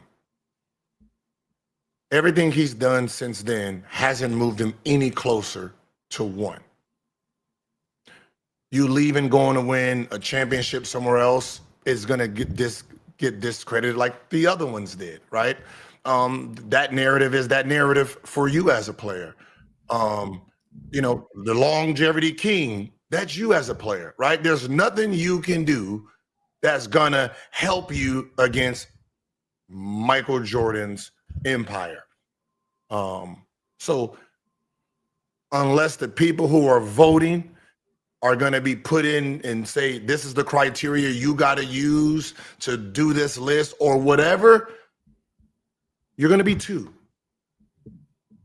Right? You play 4 more years, nigga, 2. Right? The people who are voting are still in power, which is Michael Jordan's media. This is Michael Jordan's media. I don't give a fuck what y'all are trying to tell yourselves or convince yourselves. And the league, and he's coming back. He's coming back. The league was built off of Michael Jordan, nigga, and it's going to be protected by Michael Jordan. The championship, like you think about the 3 kings that started this, their names is on trophies now, right? Western Conference Finals trophy is called what? Magic Johnson, I believe. Okay, the Eastern Conference is called what? The Larry Bird Trophy. Yeah. But if we want to say who went to the most Eastern Conference Finals, would be LeBron. For it to be a trophy, Western Conference, Magic Johnson or Kareem, right? Bird has no shit. Bird, why is Bird even in this one? Right? But they want to make sure you remember who started this. And I get it. Right? I may be off with my history knowledge. I may be off, but Kareem started his career with the Bucks. Bucks were in the Western Conference. Oh, Western Conference. So he was National Basketball Association. Then they shifted over to the East in the 70s, I believe, when my dad got there, or a little bit before that. So he would be. They were a Western Conference team. They might have even been the West when my dad's first couple of seasons there. But like even like when you say the longevity king, who gave you that name? The same people who don't want who you don't want to accept their vote. Yeah, so the Bucks moved to the Eastern Conference in 1980. Oh, okay. Yeah. So he would be the Western Conference Finals trophy. But that's what I'm saying. But it's all to protect the same entity. NBC and Michael Jordan connection is stronger than any connection out here. And I don't know if you ever looked into them. Every time Jordan's in, he's in. Every time Jordan retired, they left. Jordan came back, they came back. It's the same two groups, and they're protecting the same interest. I'm sorry to, and that's why you don't hear Jordan fans be complaining about shit. Because no matter what criteria you want to use, he's still on top. If you want to use pure accolades, that nigga's in. If you want to use championship, that nigga's in. But they will diminish Bill Russell's championships and tell you there was only 8 teams in the league at that point. Yeah, because the criteria didn't start until Michael Jordan did. Listen, I even got it. I got the picture. I can tell you Michael Jordan, and this is why logic, and if you're a Kobe fan, listen up, because this is why they put ring culture in, to protect Jordan from this. Michael Jordan was crowned the GOAT. He had 20,000 points, 3,700 rebounds, 3,600 assists, 1,300 steals, 500 blocks, 2 rings, 2 finals MVPs, 2 MVPs, 1 defensive player of the year, 8 all-stars, 8 all-NBAs, 5 all-defense, 6-time scoring champ, 0 assist champ, 0 rebounding champ, 0 block champ. He was considered the GOAT with that resume. And Kareem, who was overlooked, had 38,000 points. 38 motherfuckers like that. You see where the Kobe at 3 rings was sitting there celebrating? Because it was the eye test back then. They didn't give a fuck about 38,000 points, 17,000 rebounds, 3,000 blocks, 6 rings, 2 finals MVP, 6 MVP. They didn't give a fuck about none of that. Not a near nada. They didn't care about that. It was eye test back then. The same thing Kobe was talking about. Eye test. Let's do that eye test. Eye test says I'm the GOAT right now. And it was like, nah, there's this ring shit. You need 6. And it's like, wait, 6? 6? Kareem was like, hey, I got 6. Shut the fuck up. Hey, we haven't talked about you in fucking 10 years now. Are y'all not listening to how this worked? You didn't see the trick box?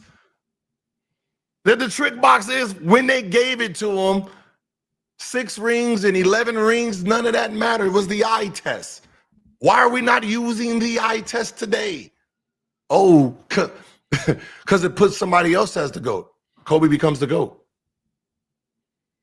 We don't like that. That's all. That is all. Very when I say we all have our personal GOAT list, right? But at the very top, and I don't include Kareem, but that is my number 1 overall. I'm an LA guy, UCLA guy. When I'm saying, but obviously LeBron is my main GOAT, but Kareem overall, and no disrespect to MJ or Kobe or whoever else you want your GOAT to be. You're LA. But from high school, college, NBA, you're talking about a dude who dominated. And I firmly believe with Kareem, the whole narrative shifted. If he was still Lou Alcindor at this very moment, it'd be a different conversation and discourse. But him turning into Kareem Abdul-Jabbar, becoming Muslim, wasn't going to rock with that. And he had to be so good that you had to rock with it. He had to be on the Lakers for all that stuff to get kind of just pushed aside. But we can keep it real. But that's another. I don't want to get too. So is that the reason that? Like people don't even know this. Like in before Jordan, when Jordan jumped to number 1 all time GOAT, Magic Johnson was was in front of Kareem in 91, 92 as the GOAT. Yeah. Sorry, I'm sorry. I just do my history, but so I know when all these people were being jumped, and I talked to the 80s and I talked to Clyde Drexler, and was there's this thing back then? And he was like, nah, we didn't do that. These were like what we were, talking about, but no one talked about rings. No one talked about, you losing in a final that cost. And he told me, you going to different teams? Nobody, that wasn't a thing. You go, you win a championship, you get, you a champion. He said all that shit started getting murky in the 2000s. Then people's legacy started getting questioned and changed and challenged. But he said Kareem never got a real fair shot in his resume against Michael Jordan's. His name was Kareem Abdul-Jabbar. I'm just saying, what do niggas think was going to, like? And you can say 7'3", whatever. Oh, he's tall. Woo, woo, woo. Go try to shoot a fucking skyhook. There's a reason that the skyhook is still not a used move in the game of basketball. This dude was doing it like it was nothing with big ass hands and a little ball. Try it. Yes, Kong Daddy, I'm obsessed with this conversation. Means I research fucking very well. I'm more of a journalist. I research, I ask questions, I call Magic Johnson, and I have questions, man. I don't just make up shit. I go to the fucking tops and I ask direct questions to the direct people. So if there's one person that knows why Luka was traded, I can tell you I talked to the people who actually made the move. Mm-hmm. I don't push narratives. I do everything with bias. I bias opinion. And if I wanted to hear about what happened with Kobe and Shaq and what went down, I would talk to Shaq. I would talk to Phil Jackson. I would talk to Derek Fisher, and I'll have those conversations to understand. So I'm smarter when I talk. That's all. So I know when Michael Jordan got the narrative. I mean, I know when Michael Jordan got the title, official title. And you can't go on no list. You can't go on no list. You know, I even got. Listen, I do so much research. I got. Isaiah's already praised Michael to the heavens. One more quick one from you, Magic, then back to Isaiah. Do you feel that Michael is the best ever? I think so. I think he's not only the best basketball player, but probably the greatest athlete that's ever played any sport. And I also think that I have to give praise to another guy, Larry Bird. He was So this nigga ain't even got his third ring in his conversation. Every time they start talking about basketball, that's just it. Somebody got to bring up Larry Bird. Like all you have to do is just go and watch film in real time. Like when here you go. This right here. This is the T-Mac. And because I know y'all don't like doing research, so I'll do it for y'all. This is in real time. This is 03. I'm gonna come down the other end and I'm gonna give it to you. Yeah, so I mean that's just how we work. You know, if he does something to me, I'm gonna give it back to him. There's a big question around the NBA. Who is the best player in the league? Kobe or T-Mac? In Orlando, the answer is clear.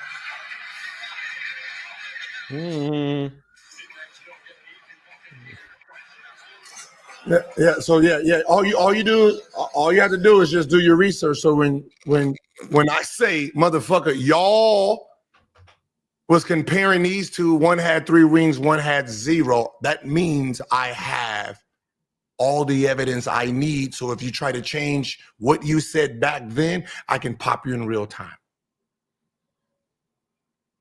I'm sorry.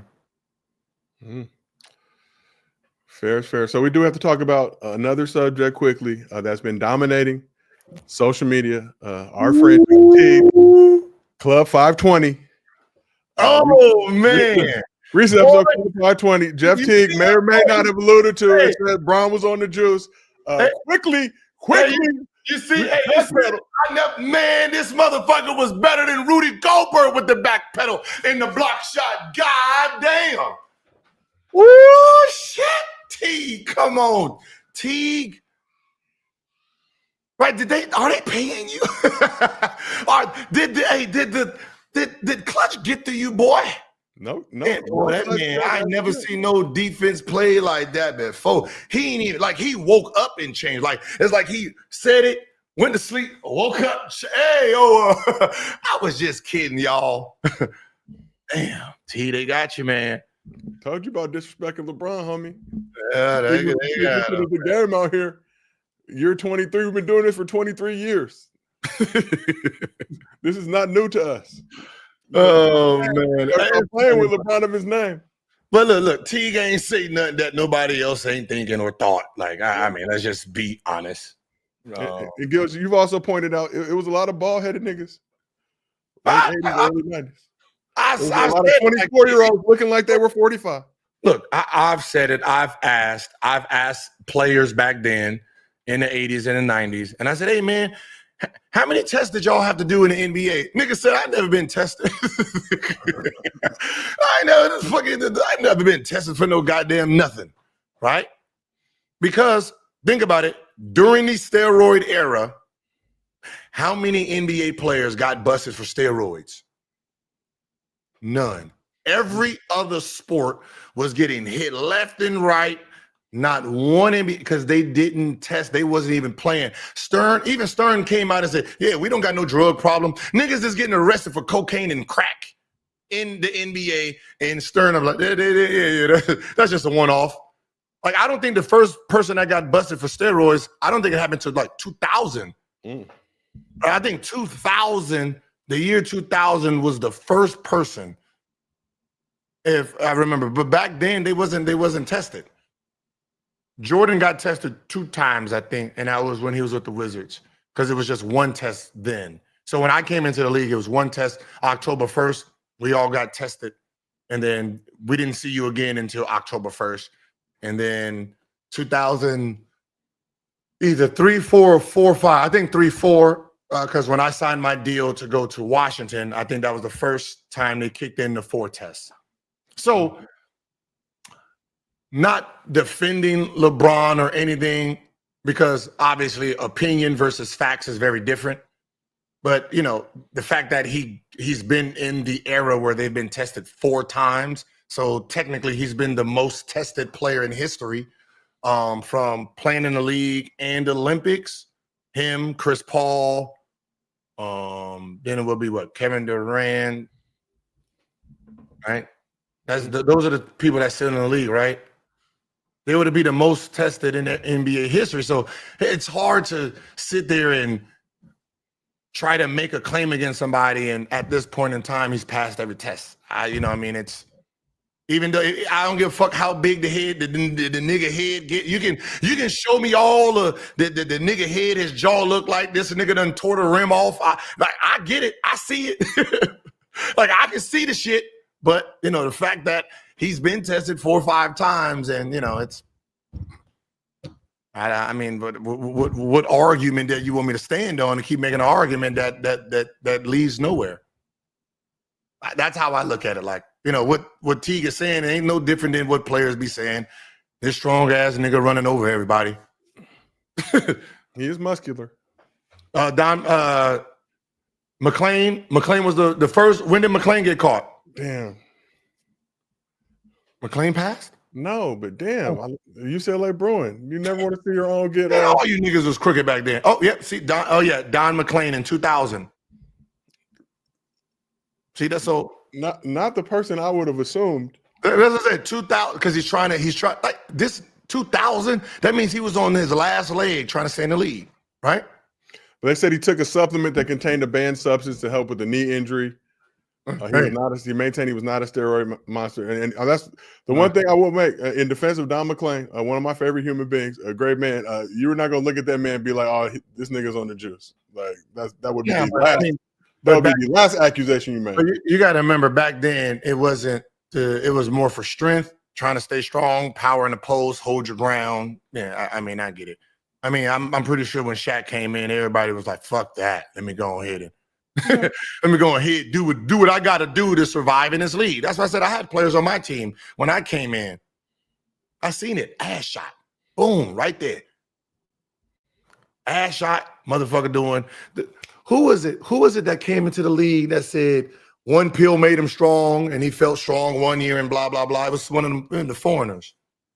Oh, but yeah, I mean, I'm not going to put it past anybody, man. All I can go off of, I go off of the fact. The fact is, if there's a positive test, nigga, you're guilty. What I see in real time, and I'm going to quote somebody who said this, and here is the quote. Oh, no, I was going to say, yeah, don't believe shit till shit happens. No. What you know versus what you can prove is very different. You feel me? What you know and what you can prove is 2 different things. What we know and what we see is one thing. What we can prove is totally different. All right. Hey, like us, right? You know, y'all been cheating on y'all girls for a long time.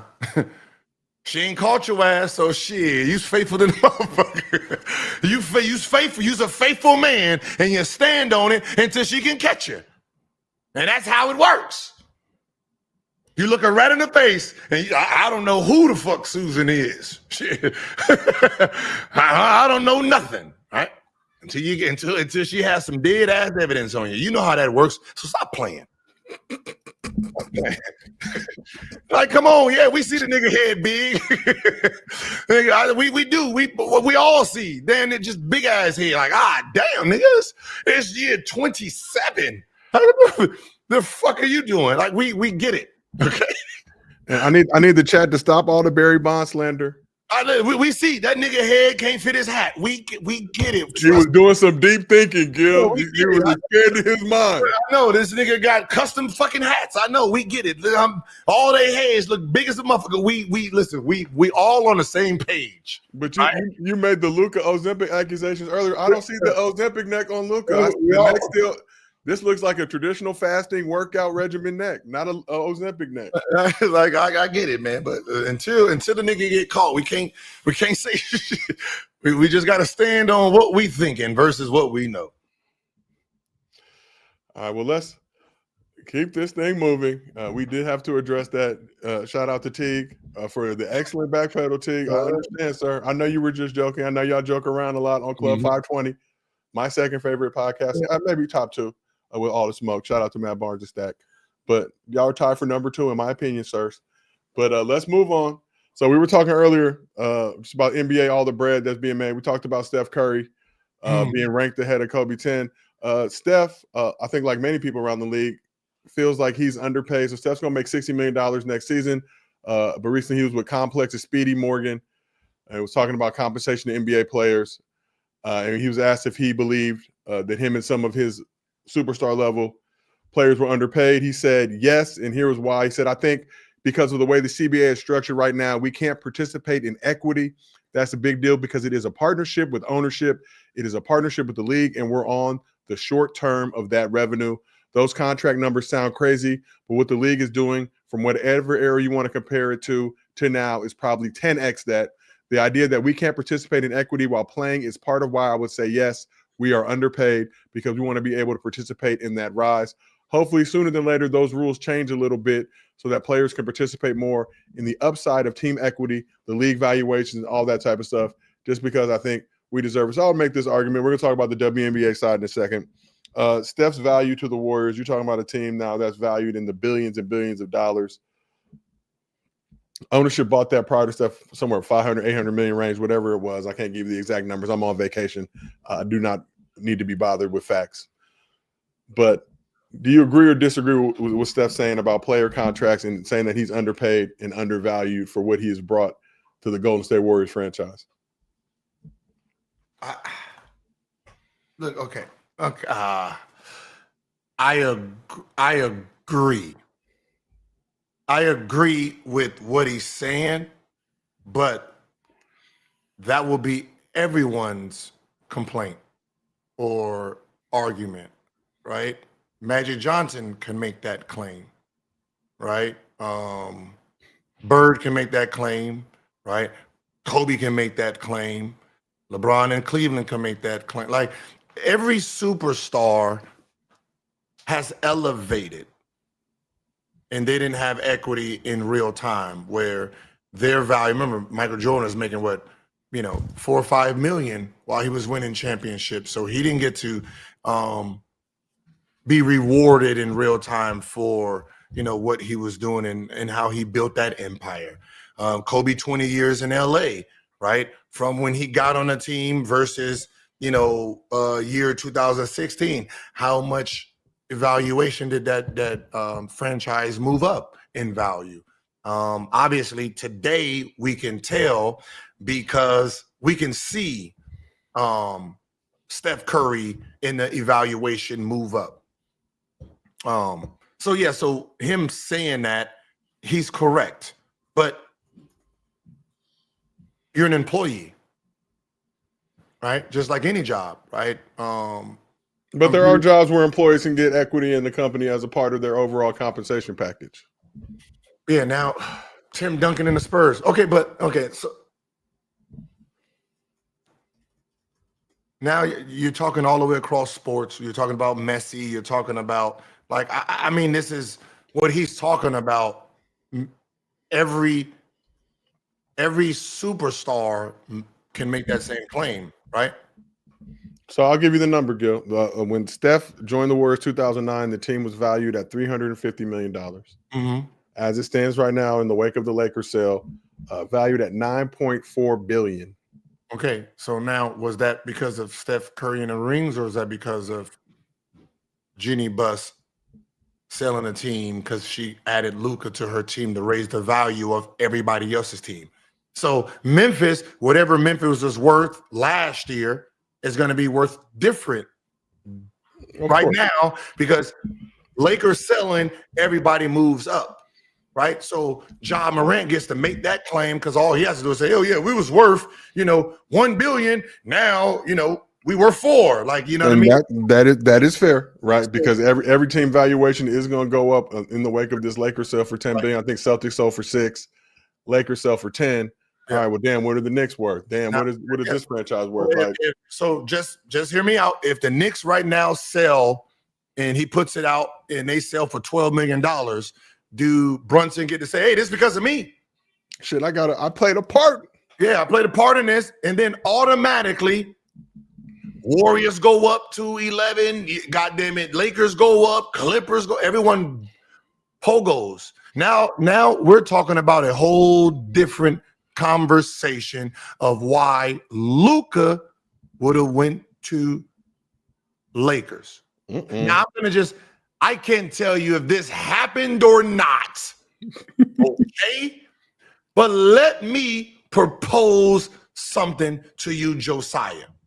I'm listening.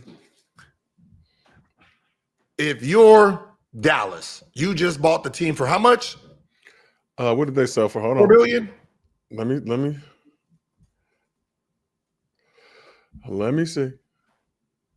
3.5 billion. 3.5 billion. Hey, so I don't know if that's the total value. I think that was Cuban still has the stake, right? I think he just gave up the majority stake. So. All right, so you spend 3.5 billion, and I come and say, "Hey, listen, I'm getting ready to sell my team, and I need your asset." Yeah, you got Luka over there, right? First, I go to Spurs to ask for Wemby. They reject it. Then I go ask for Ant-Man. They reject it. So I go and ask you guys over in Dallas, "Hey, listen, I'm getting ready to sell my team. Can we borrow Luka?" What do you think about you borrow Luka, and obviously if I sell for $9-10 billion, your franchise is going to jump $1.5 million to $2 million, and you're going to sit there like, "Yeah, I did just spend 3.5. So if I give you Luka, and I mean that nigga ain't listening to me motherfucking anyway. He all fat. He think he the king around here. I give you Luka. Are you sure you're gonna sell? But what else do I get? Do I get number 1 pick? Do I get number 5? Well, what else do I get in this deal?" We will make the ping pong balls bounce in a certain way where you will get the number 1 overall pick and the next great white American basketball player in Cooper Flat. Yeah, so we figured it out. So, and I say, all right, listen, if you give me Luka and I can use Luka with LeBron to sell my team, and your franchise is going to jump up $2.5 billion overnight, do you do that deal? Yeah. Well, if I'm an owner, and this is all hypotheticals, I don't want no black SUVs in my crib, but if I'm an owner and my bread and butter is not in owning a basketball team, my bread and butter is in casinos and gaming, and I got jammed up by the Texas legislature when I tried to open a casino in the arena, so I need my bread, and I need to get it from somewhere. So, y'all want to play me like that? Well, I can trade this dude who's the face of this franchise to the Lakers, one of your rivals, and I could make $2 billion because they're going to sell the team. I would be interested in a situation like that. All right, Princeton Morgan. Here, this is why you should let me do all the research, right? You said the Warriors is worth $7.7 billion before the Lakers sale. How much are they worth right now? It said 9.4 billion. So Princeton, what the fuck did they do to get 2 more million? Huh? What championship did they win? Nothing. Nothing. They didn't. According to a report on CNBC, and I think this is Gil before idiot. the Lakers sale was announced. The valuation was 9.4 billion. Their total revenue is $781 million a year. And they sold, and that one came after what? This is from an article in February around All-Star Weekend. It came off the what's it? Celtics, the Celtics deal. They came off the Celtics deal. Like Jesus Christ, they didn't win nothing for the evaluation. Someone else sold. There's a pecking order, just like in the NBA. Here we go. If I'm the number one play in free agency, Josiah, you're number 2. Somebody else is number 3. Meaning, whatever someone signs, the other one. So if Josiah goes into free agency saying he's worth $100 million, and I sign as the number 1 option, $80 million, he loses fucking $30 million. Now his black ass got to sign for 70 because I fucked up. Now, if I sign for 150, he gets to jump up to 140. There's a pecking order on everything. Franchises around the world, there's a pecking order. In the NBA, Knicks, Lakers, now Brooklyn, all of those fall in the pecking order. So if Lakers go for a certain amount, everybody follows suits. If Lakers would have sold for $7 billion, everybody would have been fucked. Everybody evaluation goes backwards. All because of one person being. So that's what ends up happening. Everything moves. So like if New York right now, if they fuck around and sell for 15 billion, Lakers automatically going to go to 14 to 15. Golden State's going to go to 13, 14. Damn near Boston go to 12, 11. Everybody moves up. So this is they're all working together because they're all revolving around each other. That's how it works. And let me be the first to remind people that the reason that the teams are at these valuations is because Donald Sterling was mad at his work for taking a photo with Magic Johnson. So Magic might be the GOAT. That's all. Facts. No, because remember, we was the last team that sold for anything under $1 billion. So Golden State, the Washington Wizards sold for $350 million because of this. So that was the last cheapest deal, $350 million. And they haven't won shit since then, right? And what's they worth? So you can see how success don't actually mean shit. How much they worth? Let me pull it up. So according to CNBC, currently around $4.1 to $4.2 billion. They ain't won They ain't won a motherfucking playoff series. And they done jumped up $4 billion.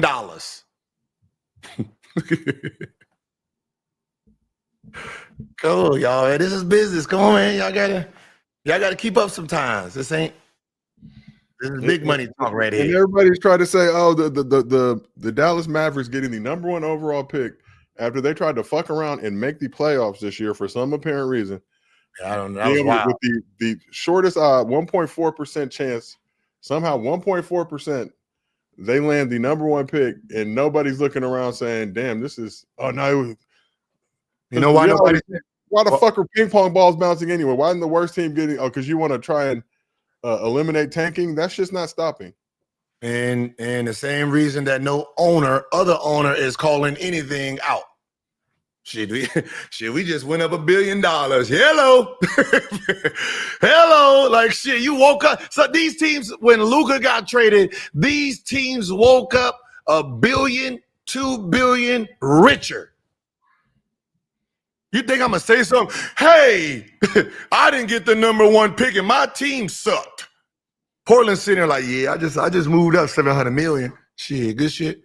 What pick I got? 12. Oh man, this is a money game. I see somebody in the chat go comparing this to real estate comps. We live in the San Fernando Valley. We shoot our show in Woodland Hills.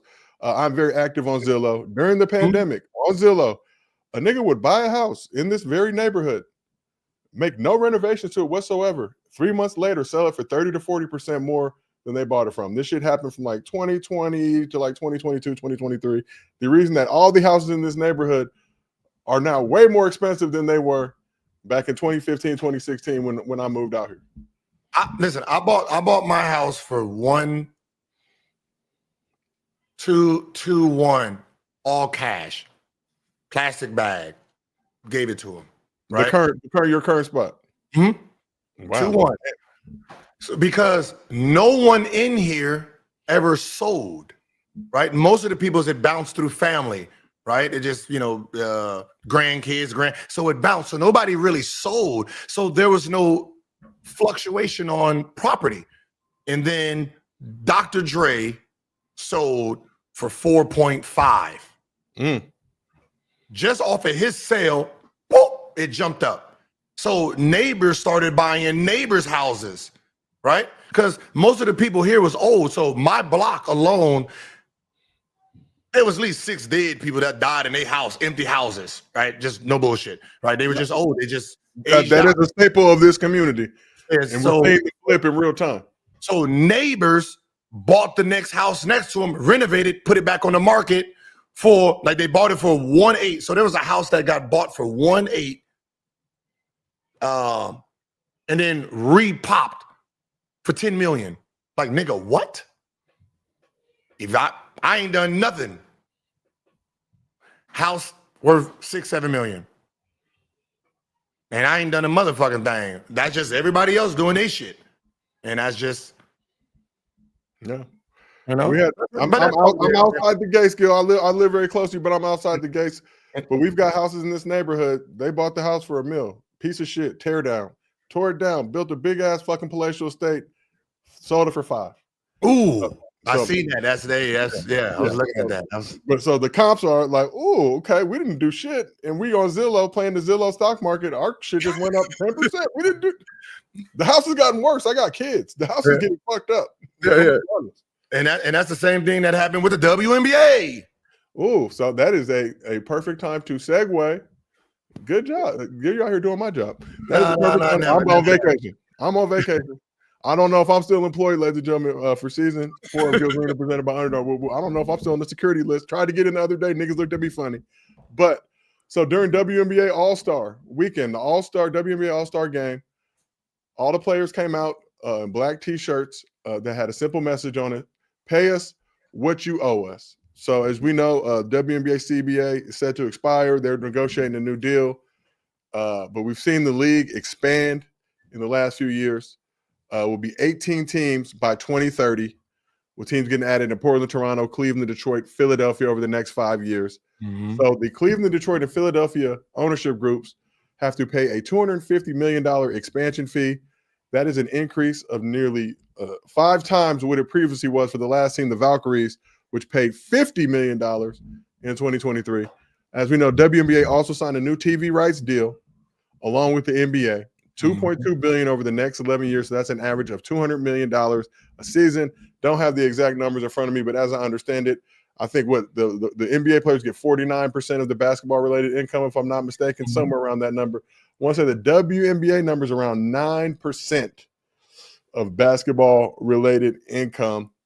So when you hear all that information, as I just presented, and this is a league now in the wake of Caitlin Clark, Angel Reese, you got Paige Beckers now, seen a sizable increase in viewership, setting viewership records, setting merchandise sale records. Never been hotter in my personal opinion. Obviously, when it first launched, and kind of some of those times it was doing good numbers, but we're looking at a league that is now just skyrocketing. So, first, what was your reaction? What was your response to seeing the WNBA All Stars all wearing shirts? Pay us what you owe us. Caitlin Clark in that mix. Caitlin Clark wearing the shirt as well. You know I didn't watch that game. Come on, stop playing, man. Like, why are we playing these games, Joe? We didn't, but nobody watched that goddamn game, man. I had better shit to do. I think I was playing video games, and I was Then hey, when was that game? Like Saturday, right? I think the 7th, 8th. Hold on, let me pull up our schedule. I can't remember. We wrapped on Thursday. We wrapped on Thursday the 17th. I believe that game was on the weekend on the 19th. Yeah. I was playing Road to Glory. You know, I was on my football shit. You know what I mean? So I ain't really see their little shirts or nothing. So, you know. I know you were active on social media. I see all your videos. You post instant reactions to a lot of news going on. So I know you've caught wind of it at least. No, of course. I'm gonna catch the news, not the game. You know what I mean? I'm just like every other, you know, person out here. You know, we'll just look for the highlights at this point.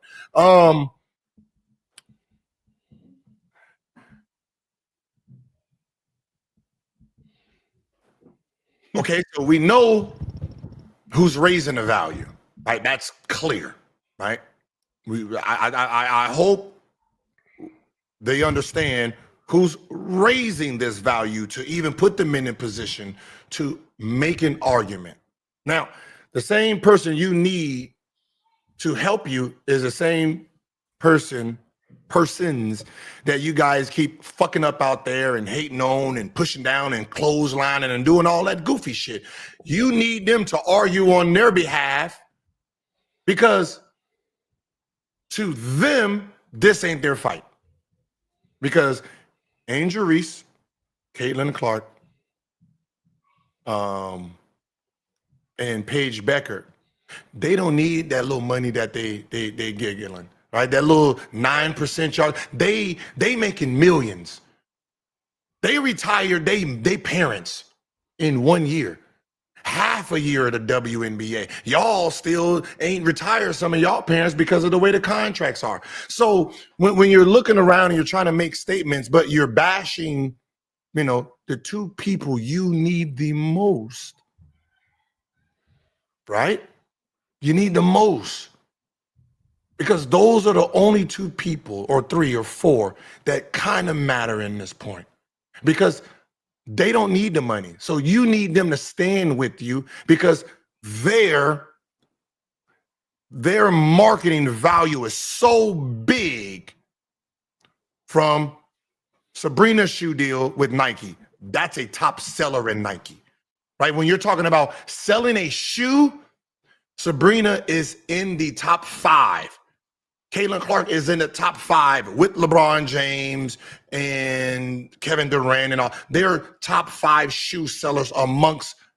So Nike can afford to take a hit with their 2 stars. And then you add Asia. Moving product.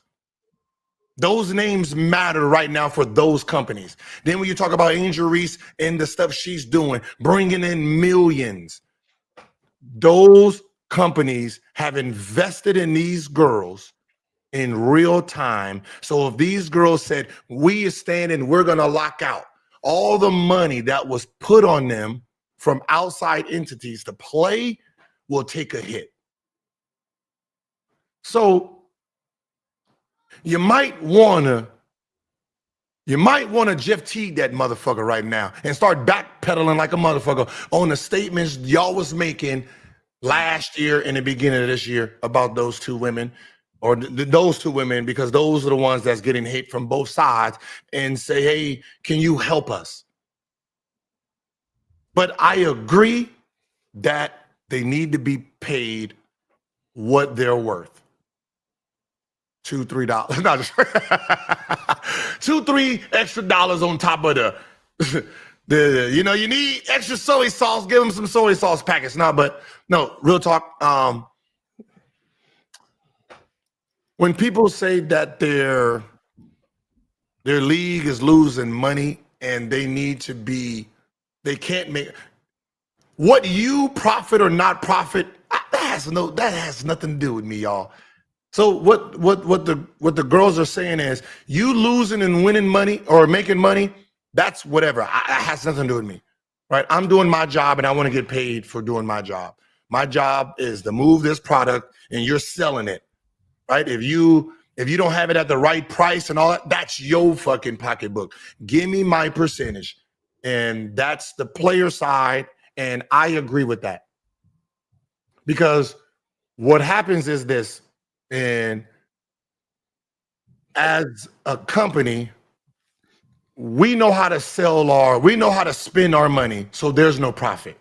So I can take a loss, so I can write that loss off, right? So if I get $20 million in and me and you got a 50-50 deal off of profits, I know how to make those profits not worth anything.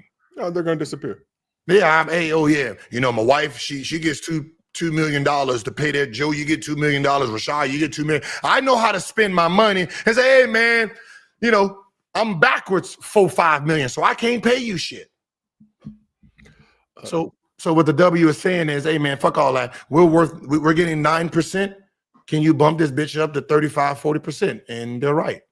They're absolutely right. But the problem I see in the discourse around the whole situation, you got a lot of haters that turn into economists and say, well, the league has never been profitable, this, that, and the third. Tons of businesses have never been profitable. That's not the reflection of compensating the labor and the employees for the way that the value is coming up. And the NBA has subsidized a lot of the WNBA. It's literally called the WNBA for a reason. Several of the teams are owned by teams that also have owners on the NBA side. All that shit is irrelevant. Look at the bread that's coming in. Look at the trajectory. Look at the TV deal. And it may have been off the back of the NBA deal, whatever the fuck you want to say. The bread is there. The bread is not being distributed correctly to the labor. And whatever your opinions are on anything related to the subject, especially if you're a broke motherfucker or you somebody who's getting fucked over at the job you work at, you should be supportive of this shit. So to see people switch up, try to clown, make all the regular jokes, and God, I know you joke a lot about the WNBA. Also know that you have daughters that will be playing in the WNBA in the near future. You will be at games. Yeah, listen, what they're arguing about is correct, right? You're losing money, but they're writing it off, so they're not losing shit, right? If they was losing $40 million a year, like they're saying, do you think they would still be having these fucking teams? Yeah, that's right? That's just so the bigger argument is this: what are you willing to compromise? No. Because if I'm an owner, and this is my approach to the girls,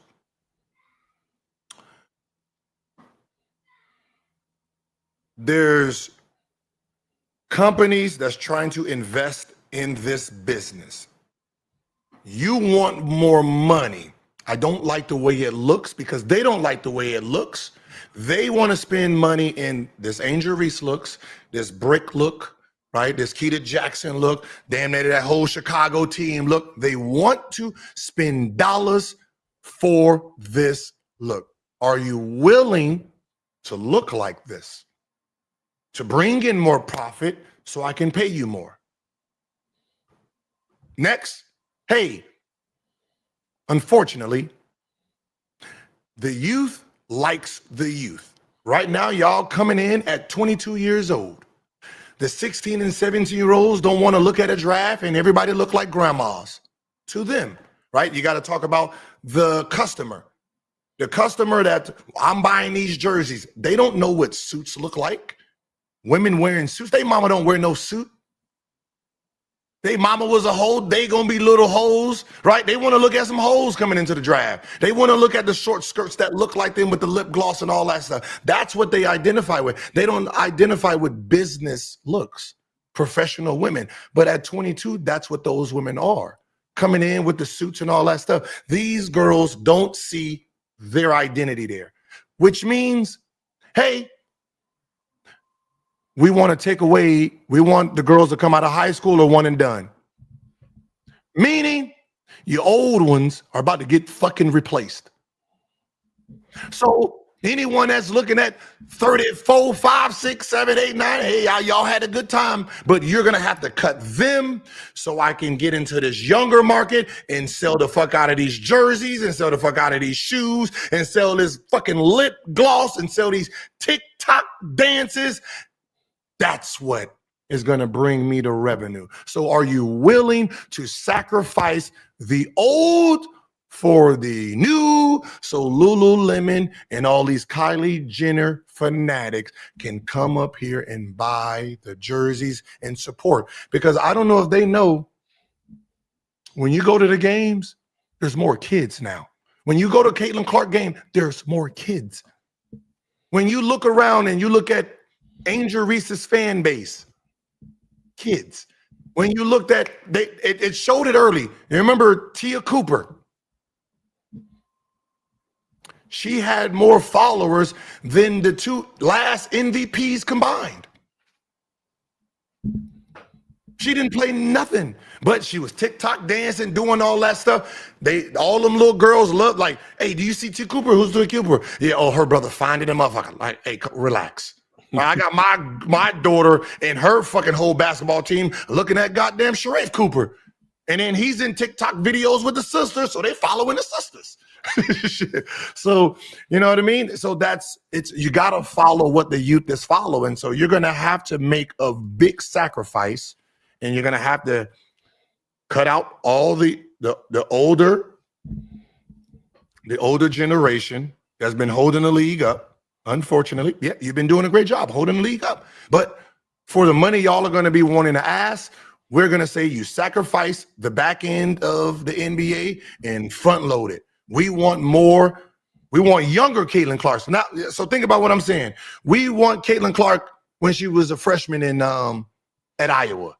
Yeah, now think about how many years of that she would have been doing in this league.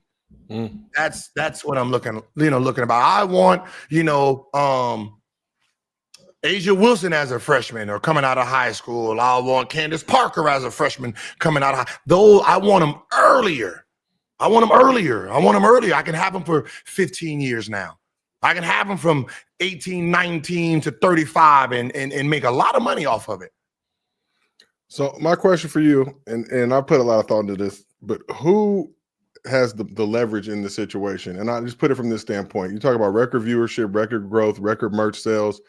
League is hot right now, right? Everybody's rocking with it. Like the last and the worst thing you could possibly want to happen is a work stoppage. And I know how traditionally it'll get blamed on the labor. It'll get blamed on the players and the workers, right? They're ungrateful. That's even the narrative I think that's being spewed a lot when I see just people respond to it on social media. And again, these people aren't billionaires, but siding with billionaires against workers when they should be rolling with the workers, just in my personal opinion.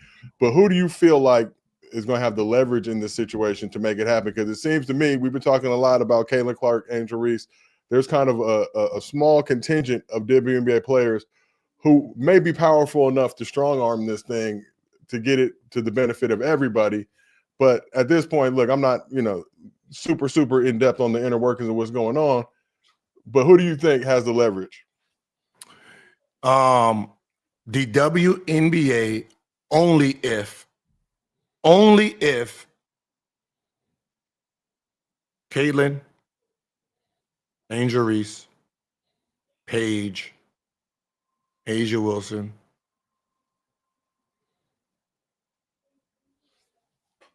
if those four are on the same page and and Anescu, if those five are sitting there saying, yeah, we're willing to lock out.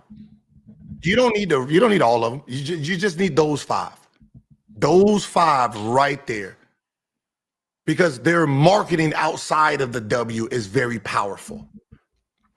As long as you got those five, I will have a meeting with those five. If I'm Nike, I'm having those girls have a meeting right now. Right? Because four of them are Nike, right? I'm going to put them in the room. Yeah, only Angel is, I will sit there and say, hey, listen, we're going to have a conversation. This is the conversation. You guys are moving product. I need you guys to stand tall and you're willing to sit. If those five sit, who else is playing don't even matter. Right? I'll throw Nafisa Collier in that mix. Yeah. No, as a basketball player, yeah, she's good. Yeah. But when you're talking about like Nike and product being sold, she's not on that list yet. Like as a great basketball player, oh, she's top. Stewie, they're top. But when you're talking about Nike spending money, giving these girls signature shoes, it's them five. But Fee's also got Unrivaled and all that shit cracking over there too. I'm just saying. Cool. And they're making bread, yeah. Listen, you do Unrivals, right? And then Caitlin Clark plays in a W. You think they're gonna be caring about rivals then? If Caitlin Clark and Angel Reese is playing in the WNBA while y'all sitting there trying to use y'all rivals, they're just gonna bring a whole bunch of whole overseas and a bunch of girls that want to play in the W, and they're gonna be marketing the shit out of the same two people. But now if Caitlin says, now if Caitlin goes to that side, and that's what I'm saying. If you're gonna there's 5 that's very, very important for this movement. Like when there was a lockout, like what years was lockouts? 99 and what 2010 or 11? What year was that? 20. So there was never a lockout when Michael Jordan was playing. The lockout came because he retired, right? Right? Right? He was never in no fucking lockout. It was like that would have been so dumb business-wise to lock out while Michael Jordan's playing. So there wouldn't have been no lockout at any point when he was playing. Right? So he would have locked out, right, when he retired for good. That would have been a lockout. And then our next lockout or negotiation, like 04 or 05, he wouldn't have been in. Right? You're not going to lock out while the money's there. So, they can't afford for Caitlin them to not be on that side. So right now, if you're the WNBA girls and y'all are trying to really get paid, you need those girls involved. Every voice matters, but every voice is not heard. Yeah. But I mean, same discussion with the NBA, and you guys talk about it all the time. You got the big market teams that bring in all the bread. You small market squads gonna have to fall in line. And with this CBA, though, we've seen a shift, which I still can't really wrap my head around, where essentially the small market teams kind of punk the big market teams, the big spenders, and now y'all gotta stop spending all that bread, or else they're gonna get what they want. But just like anything, you're gonna have to sacrifice something that you were used to. And I'm telling you, as a businessman, and where the money is generated, kids and stuff like that, money that when you're talking about kids want to eat and drink at the arena, I got to buy this, that, and you know what I mean? There's just a lot of shit I got to do, right? With as a parent, right? I got to buy, right? The motto is I don't want to sell 1 ticket. I want to sell 3 to 4. My business motto is mother, father, and child. Right? So I want to sell 3 and 4, or 3 or 4 kids, boy and girl. So you, like you said, when you went to the baseball game, you was taking what? Your whole team. Yeah. That's what I'm looking for as Everybody's a business. Right? We're all breaking bread. We're all buying concessions. We're all paying the $50 for parking. We're doing all that. So I have to think about that model, and the WNBA has gotten away from the model of selling to mother, father, child. I need to sell 3 tickets. I don't need 1 ticket. So I need for them to be appealing to mother, father, child. Yeah, same principle as a kids movie, right, or an animated movie, right? The kids want to go, so an adult got to take them. So you're paying for all 3 of those tickets. Yep. So when you ask the question why Caitlin Clark is being pushed, because white America can sell her to every household. To not even basketball fans. The fans that previously weren't even WNBA fans, to keep it real. Every household. I can sell every household. And I can tell you, she is doing exactly what she's doing. What, you see her boyfriend over there? Hey, how you doing? Them 2 motherfuckers look awkward. Have you ever seen them walking next to you? They don't know to hold hands, to hug. I do not know what's going on. But goddamn it, hey, this is him. Hello, mwah, whatever. I don't know. But they're doing their job. And then Angel Reese, she's not hiding behind the old stigma. Respect me for my game. No, she's not playing that. She's out there. This is what people love. This is why they like me. And I'm going to keep selling it until I can't sell it no more. And now you see, this has nothing to do with black and white in a sense, but you can see why it's being pushed. This is not my opinion. I'm just watching where the money moves. And that's it. Just watching where the money moves. Angel Reese got body, and they. I mean, listen. I can guarantee you is what's that company, Fashion Nova? I'm pretty sure they're having discussions about giving her a big ass contract or Skims. One of them two is gonna give her a big ass contract. Rika, Brink, trust me, they're gonna get some big ass contracts. You know, it's follow the money. That's all I do is follow the money. You know, it's a cold game out here. So we got. You can't be pulling up to the club with a wife beater on, thinking you can get in with a cigarello in your goddamn. You can't. Yeah. I'm sorry, I couldn't hold that one, but come on, man, that shit just wild. I can't get in with a goddamn wife beater and motherfucking Black and Mild in my goddamn ear. It's unnecessary. This is not Gil's Arena. This is no chill Gil. You know what you signed up for. When I see it, I just started laughing. Hey, all in with mate. Come on in here. What you mean we can't get in? Huh? We playing the WNBA.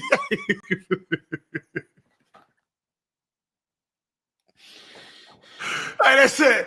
Angel Reese came in there with 10 baddies. Say, excuse me, y'all. Come on, man. You and you. Hey, you niggas watch out. Hey, come on in.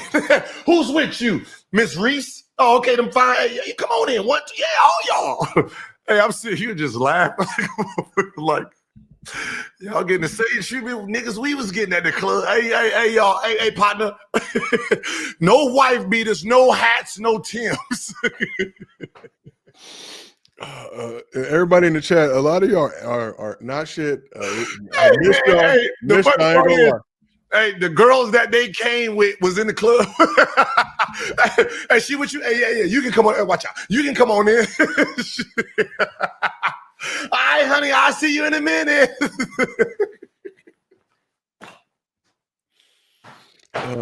John Pink is in the chat. No, I'm saying, John Pink is in the chat. You gotta chill, dog. Hey, listen, that shit used to happen. Coming in with a little bad one. We got our little tennis shoes on there. Like, hey. Watch out. Hey, no, you can come on in, sweetheart. Hey, whoa. She with me. Ooh, shit. Hey, they got that shit in real time. That shit was funny. I'm sorry, but I couldn't help it. Yeah, I've worked with you long enough to know. If you have something on your mind, you're gonna let it be known. We got a few other things to talk about because we've been damn near on here for 2 hours. This is my vacation, but you hear me? This weekend said let's get on the live. I said fuck it. I ain't doing shit else. I'm bored. I miss it. So let's talk a little bit about DWade. So there's been some comparisons. Talk about the greatest shooting guards of all time. Obviously, MJ, Kobe, 1 and 2. From beyond that, DWade, largely consensus, considered the number 3 shooting guard all time. But there's been some talk about Dwayne Wade versus James Harden in that discussion. So DWade made an appearance on the Timeout podcast. So had this to say about the debate about the all-time greatest shooting guards. He said it's going to be a lot of arguments about, oh, he's better because he scored more points. Oh, he's better because I like his game better. He's better because he won more rings. This conversation never goes anywhere. Winning a ring is a whole different game than being a great player and having stats. I could have more stats if I didn't care about winning a ring. So when you hear DWade say that,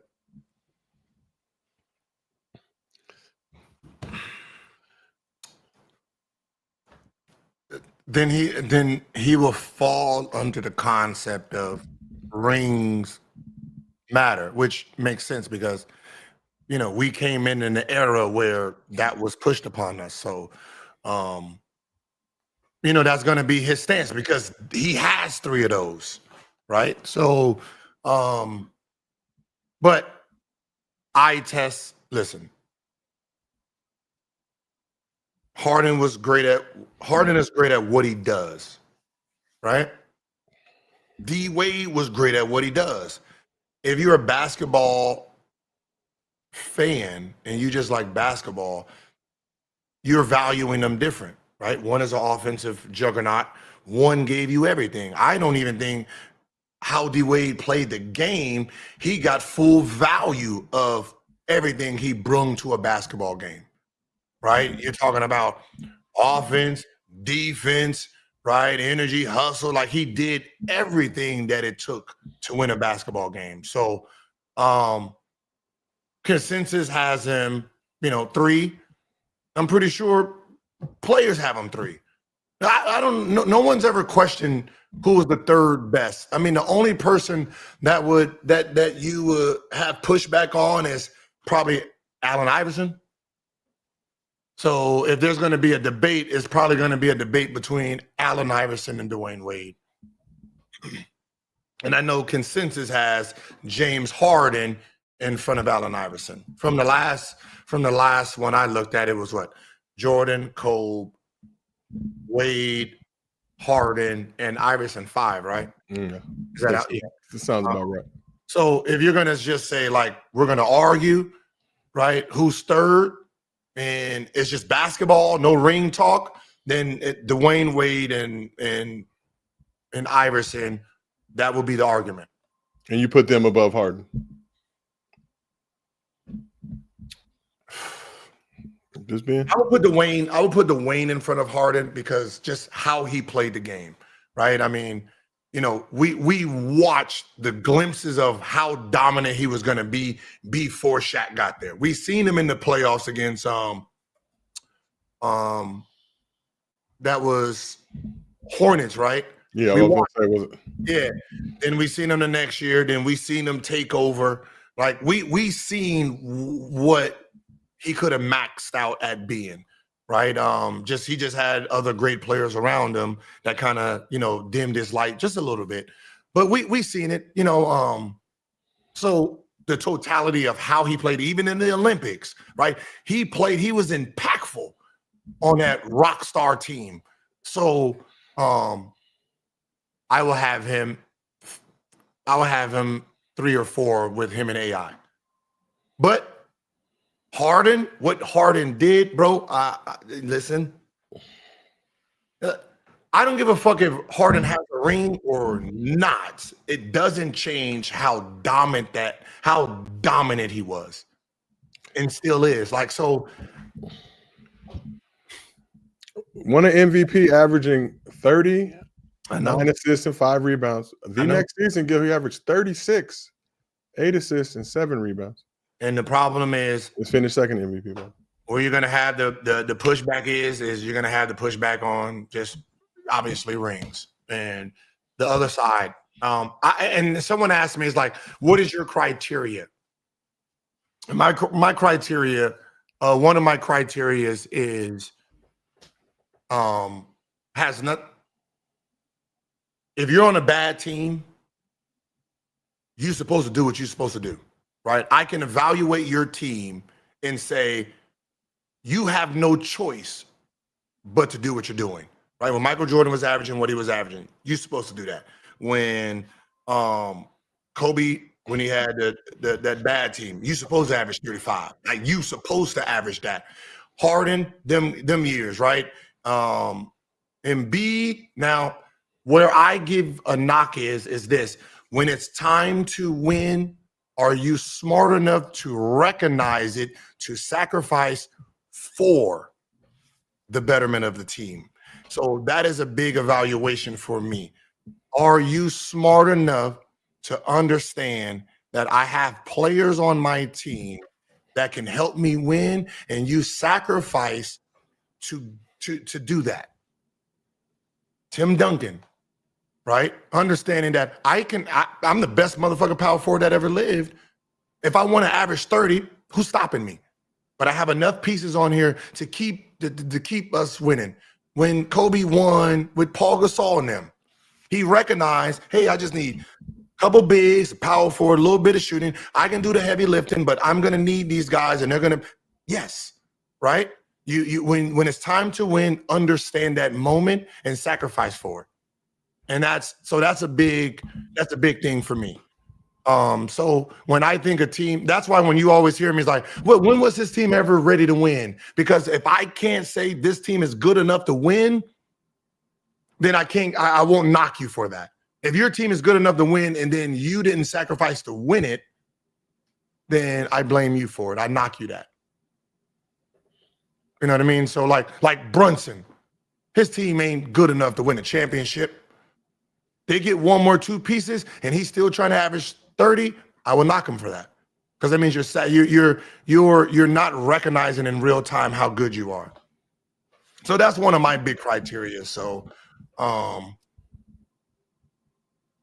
that offensive ability, and I don't knock you for not playing defense, but I give credit for offensive players who do play defense, right? So I don't use, Harden don't play D, but if you are an offensive player that do play D, I'll give you an extra point for it, right? So I'm saying, all right, Harden, you get a point. Dwayne Wade, you get a point. Dwayne Wade, you play defense too also. So you matched up on the offense and the defense. I'm going to give you an extra point for that. And I do it like that. I just look at the game and then I evaluate it off of that. Like the defensive player is supposed to play defense, but Clay, you get an extra point for trying to play both sides. That's a harder job. But I'm not going to say, you have a harder job than fucking Curry. No, but I'm not going to penalize Curry for not playing defense, but I'm going to give you credit for it. That's all. And to Steph's credit in defense, it's my own weird logic, right? It's my own weird logic. I'm a LeBron fan, gone at Steph fans forever. We got to interview Steph a year or two. I don't remember when that was, but a couple years ago out in Baltimore. But it's not a lack of effort for Steph. Steph has actually made an effort to improve defensively. But at the end of the day, the best defense is a great offense, and I will stand by that. So I can't say that and believe that and ever try to diminish shit that Steph does on a defense. Do people hunt him? Yeah, of course. Does he hunt them on offense? Yes. So shit, we'll see who the better hunter is. But as the record is reflected, it's Steph. Like if like me, right? This is how I'd look at the game. If there's a lion out there, I'm gonna go send another lion to attack him. So I'm never gonna play Marcus Smart to go stop Steph Curry, right? Because it's a one-sided game at that point. Steph is playing all offense. He's playing no defense because he doesn't have to guard this man, right? So at the end of the day, one has an ultra green light and he's going to get his shots up. Yeah, you can contain him for the most part, but you're not going to completely stop him. That is a rare thing. If you play Steph 10 times, he will have a 60 and you will get him in the teens, right? Those are going to be rare. But for the most part, he's going to be sitting in that 19 to 28. That's right. So, but I'm not going to have you sitting at fucking 5. So I'm going to put a Dame on him. Now you motherfuckers go back. So y'all both sitting there trying to play defense on each other. You see what I'm saying? Like you're playing offense. So Dame is trying to stop you. Then he's coming down. You're trying to stop him. You guys are neutral each other out. That's how I play that game. Makes sense. And I agree. We got people in the chat. No Steph slander whatsoever. No. Like I'm just saying, but I don't. I was against the idea of Steph at the point. Like my pushback with Steph was, and when you put him in the point guard position, right? Like I said Steph Curry he's not a top 5 point guard, right? I know everyone heard that. And this is why I understand how people think. I'm saying he's not a top 5 point guard, but he's the top 3 guard in the NBA right now. And everybody didn't understand what that meant. When I say point guard, I have this certain criteria of what that is.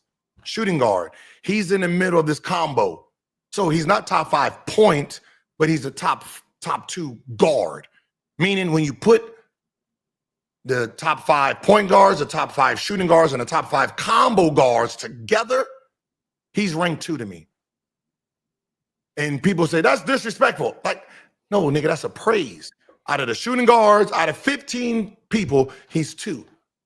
I just don't have him as a standard PG.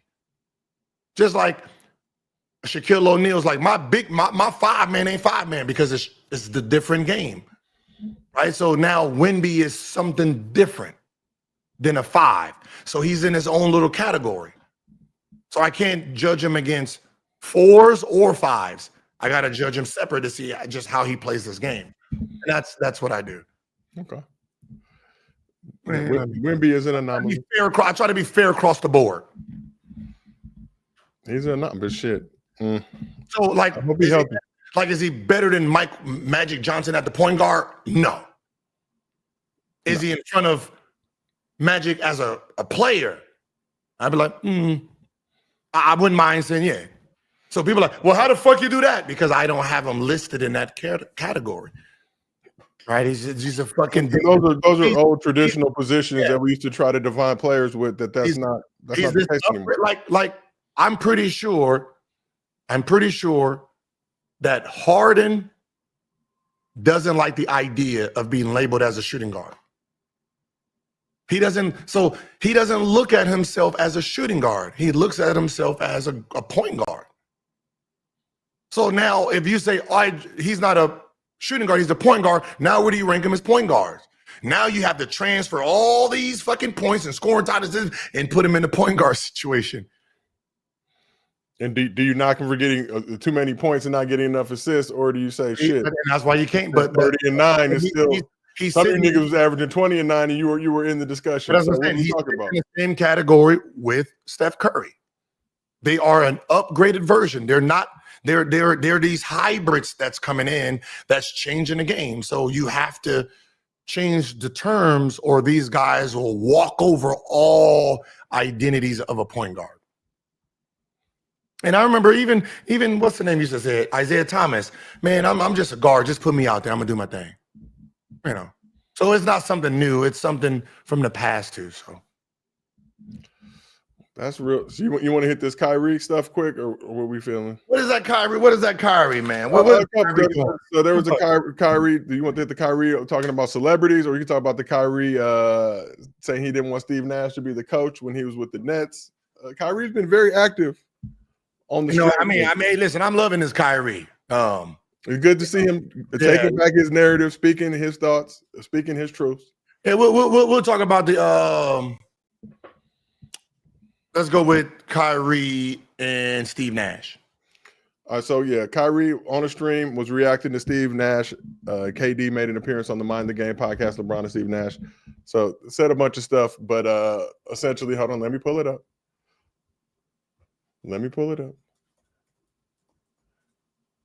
Basically said he didn't want Steve Nash to be the coach, but he rolled with it because KD was his man.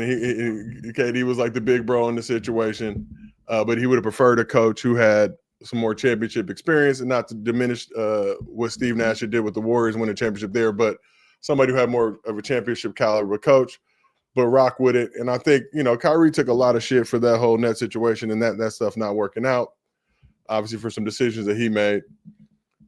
But at the end of the day, he a grown man. He can do what he want to do.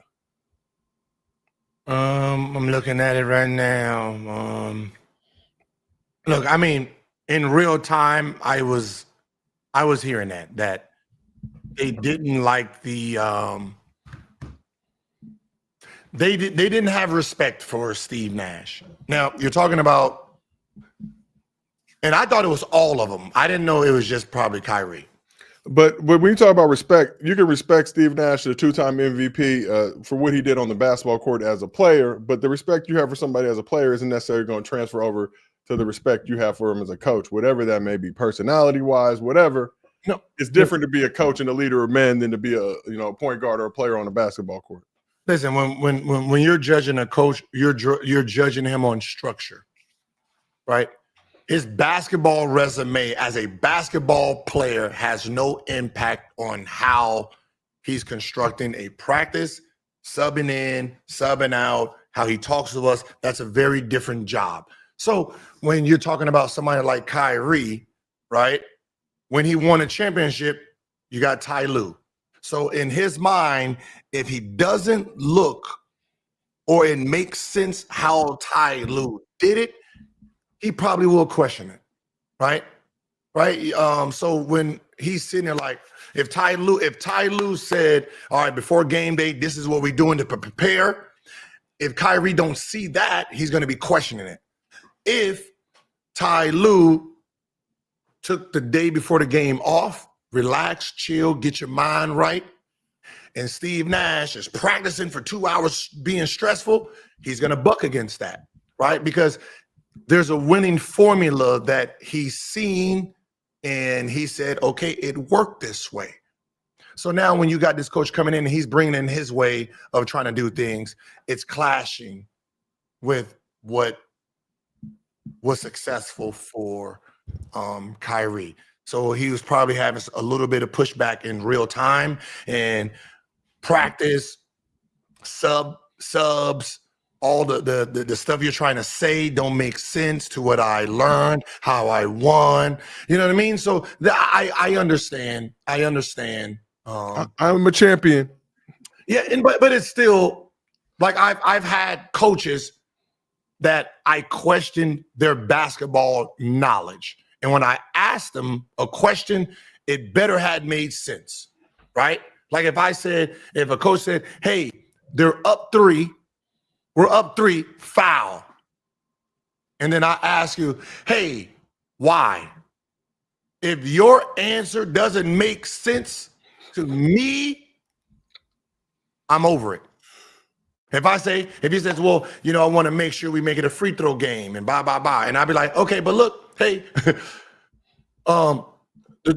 us who's going to be shooting at, we shooting at about a 79%, what's the name? I done missed 3 today. He done missed 4. This nigga ain't made none. He ain't been in the free throw line yet. Do you really want to go back and forth from the free throw game, or do you rather them just miss this shot and then the game is over with? And then if he processes it and just be like, you know what? I believe in you guys. Hey, just get up there and make the shots. We good? All right, I fuck with it. Cool. If he says, you know what? That makes more sense. Let's just make them miss it. Now, if they make it and we fuck around and lose the game, that's on me, right? If they miss it and we end up winning the game, we both made a decision in real time. But if you just don't make sense to just common logic, I don't get it. Like me, I was big in practice of your practice better make fucking sense. Meaning, it's like a fucking movie. If the movie starts off and finishes and that shit made sense, and I'm sitting there like, hey man, that was good ass plot. I didn't see that coming. That's how practice better be. Do not do, all right, we're going to do some warm-up stuff. We're going to do some shell drill. Then we're going to go live.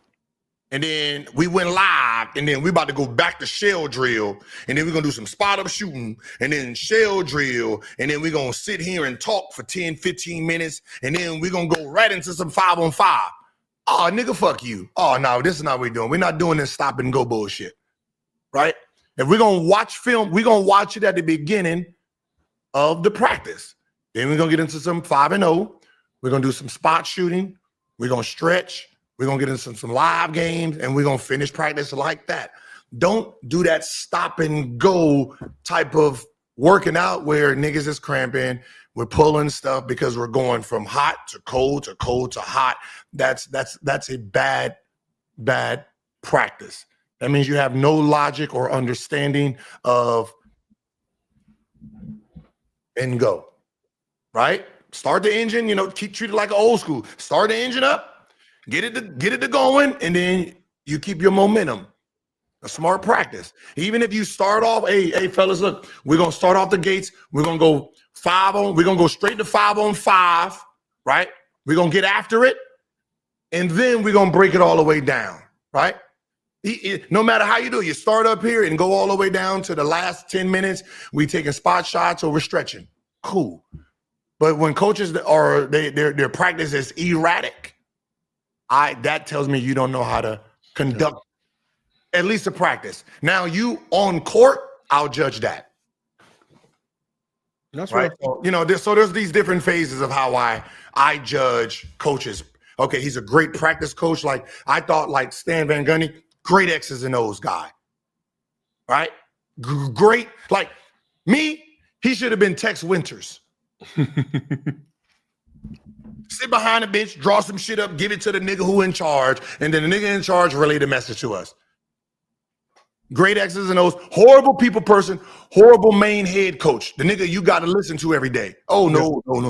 And for those who played enough sports, you deal with those type of coaches and are great at certain components. Like you said, great X and O's might be tough on the practice side, but as a communicator, that might be an issue. And that's an important part of the process. Is obviously nobody wants to be talked to in a disrespectful tone ever.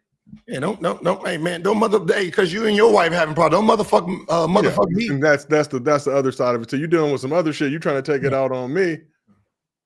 Okay, come on now. I missed the same layup I missed yesterday, missed today, nigga. You didn't say shit yesterday. Don't say shit today. I don't be motherfucking cussing me, benching me because I came late to practice. Fine me. Like that shit too. I don't like those coaches. I'm gonna just be honest, right? Like if I'm late to practice, have a practice penalty. Do not jeopardize a game because you affect everybody. Because obviously you can't say you want to win, but you're willing to bench me because I was 5 minutes late. Because you're penalizing the win also. If I'm 5 minutes late, what is your penalty for that? Fucking line drills at the end of practice, nigga, hands up, sitting on the wall. Cool. Now let me fucking play my regular minutes. And if I'm fucking up in the game, penalize me in the game for that. Don't our argument right here and you did this and did that and then you take away the game where it counts. I don't like that. I don't like the idea because it says as a coach, your ego is bigger than winning, but you're using winning as this metrics. Make it make sense on both sides. Oh, Josiah, you penalizing them kids for missing practice or being late in practice and taking the game away from them because you did pause, goddammit. Never. Okay. Never. I motivate. I try to look, but when I'm coaching, like my strategies, I got to get the most out of these kids, right? So kid may not be the best player on the team, but I need the best player on the team to help elevate that kid to get to the best that he could be, best version he could be of himself. So you don't ever want to, especially younger kids, fuck with their confidence. So I tell all the kids miss a shot, shoot it again. You were open. It was a good shot. You're going to miss those. Whatever it may be.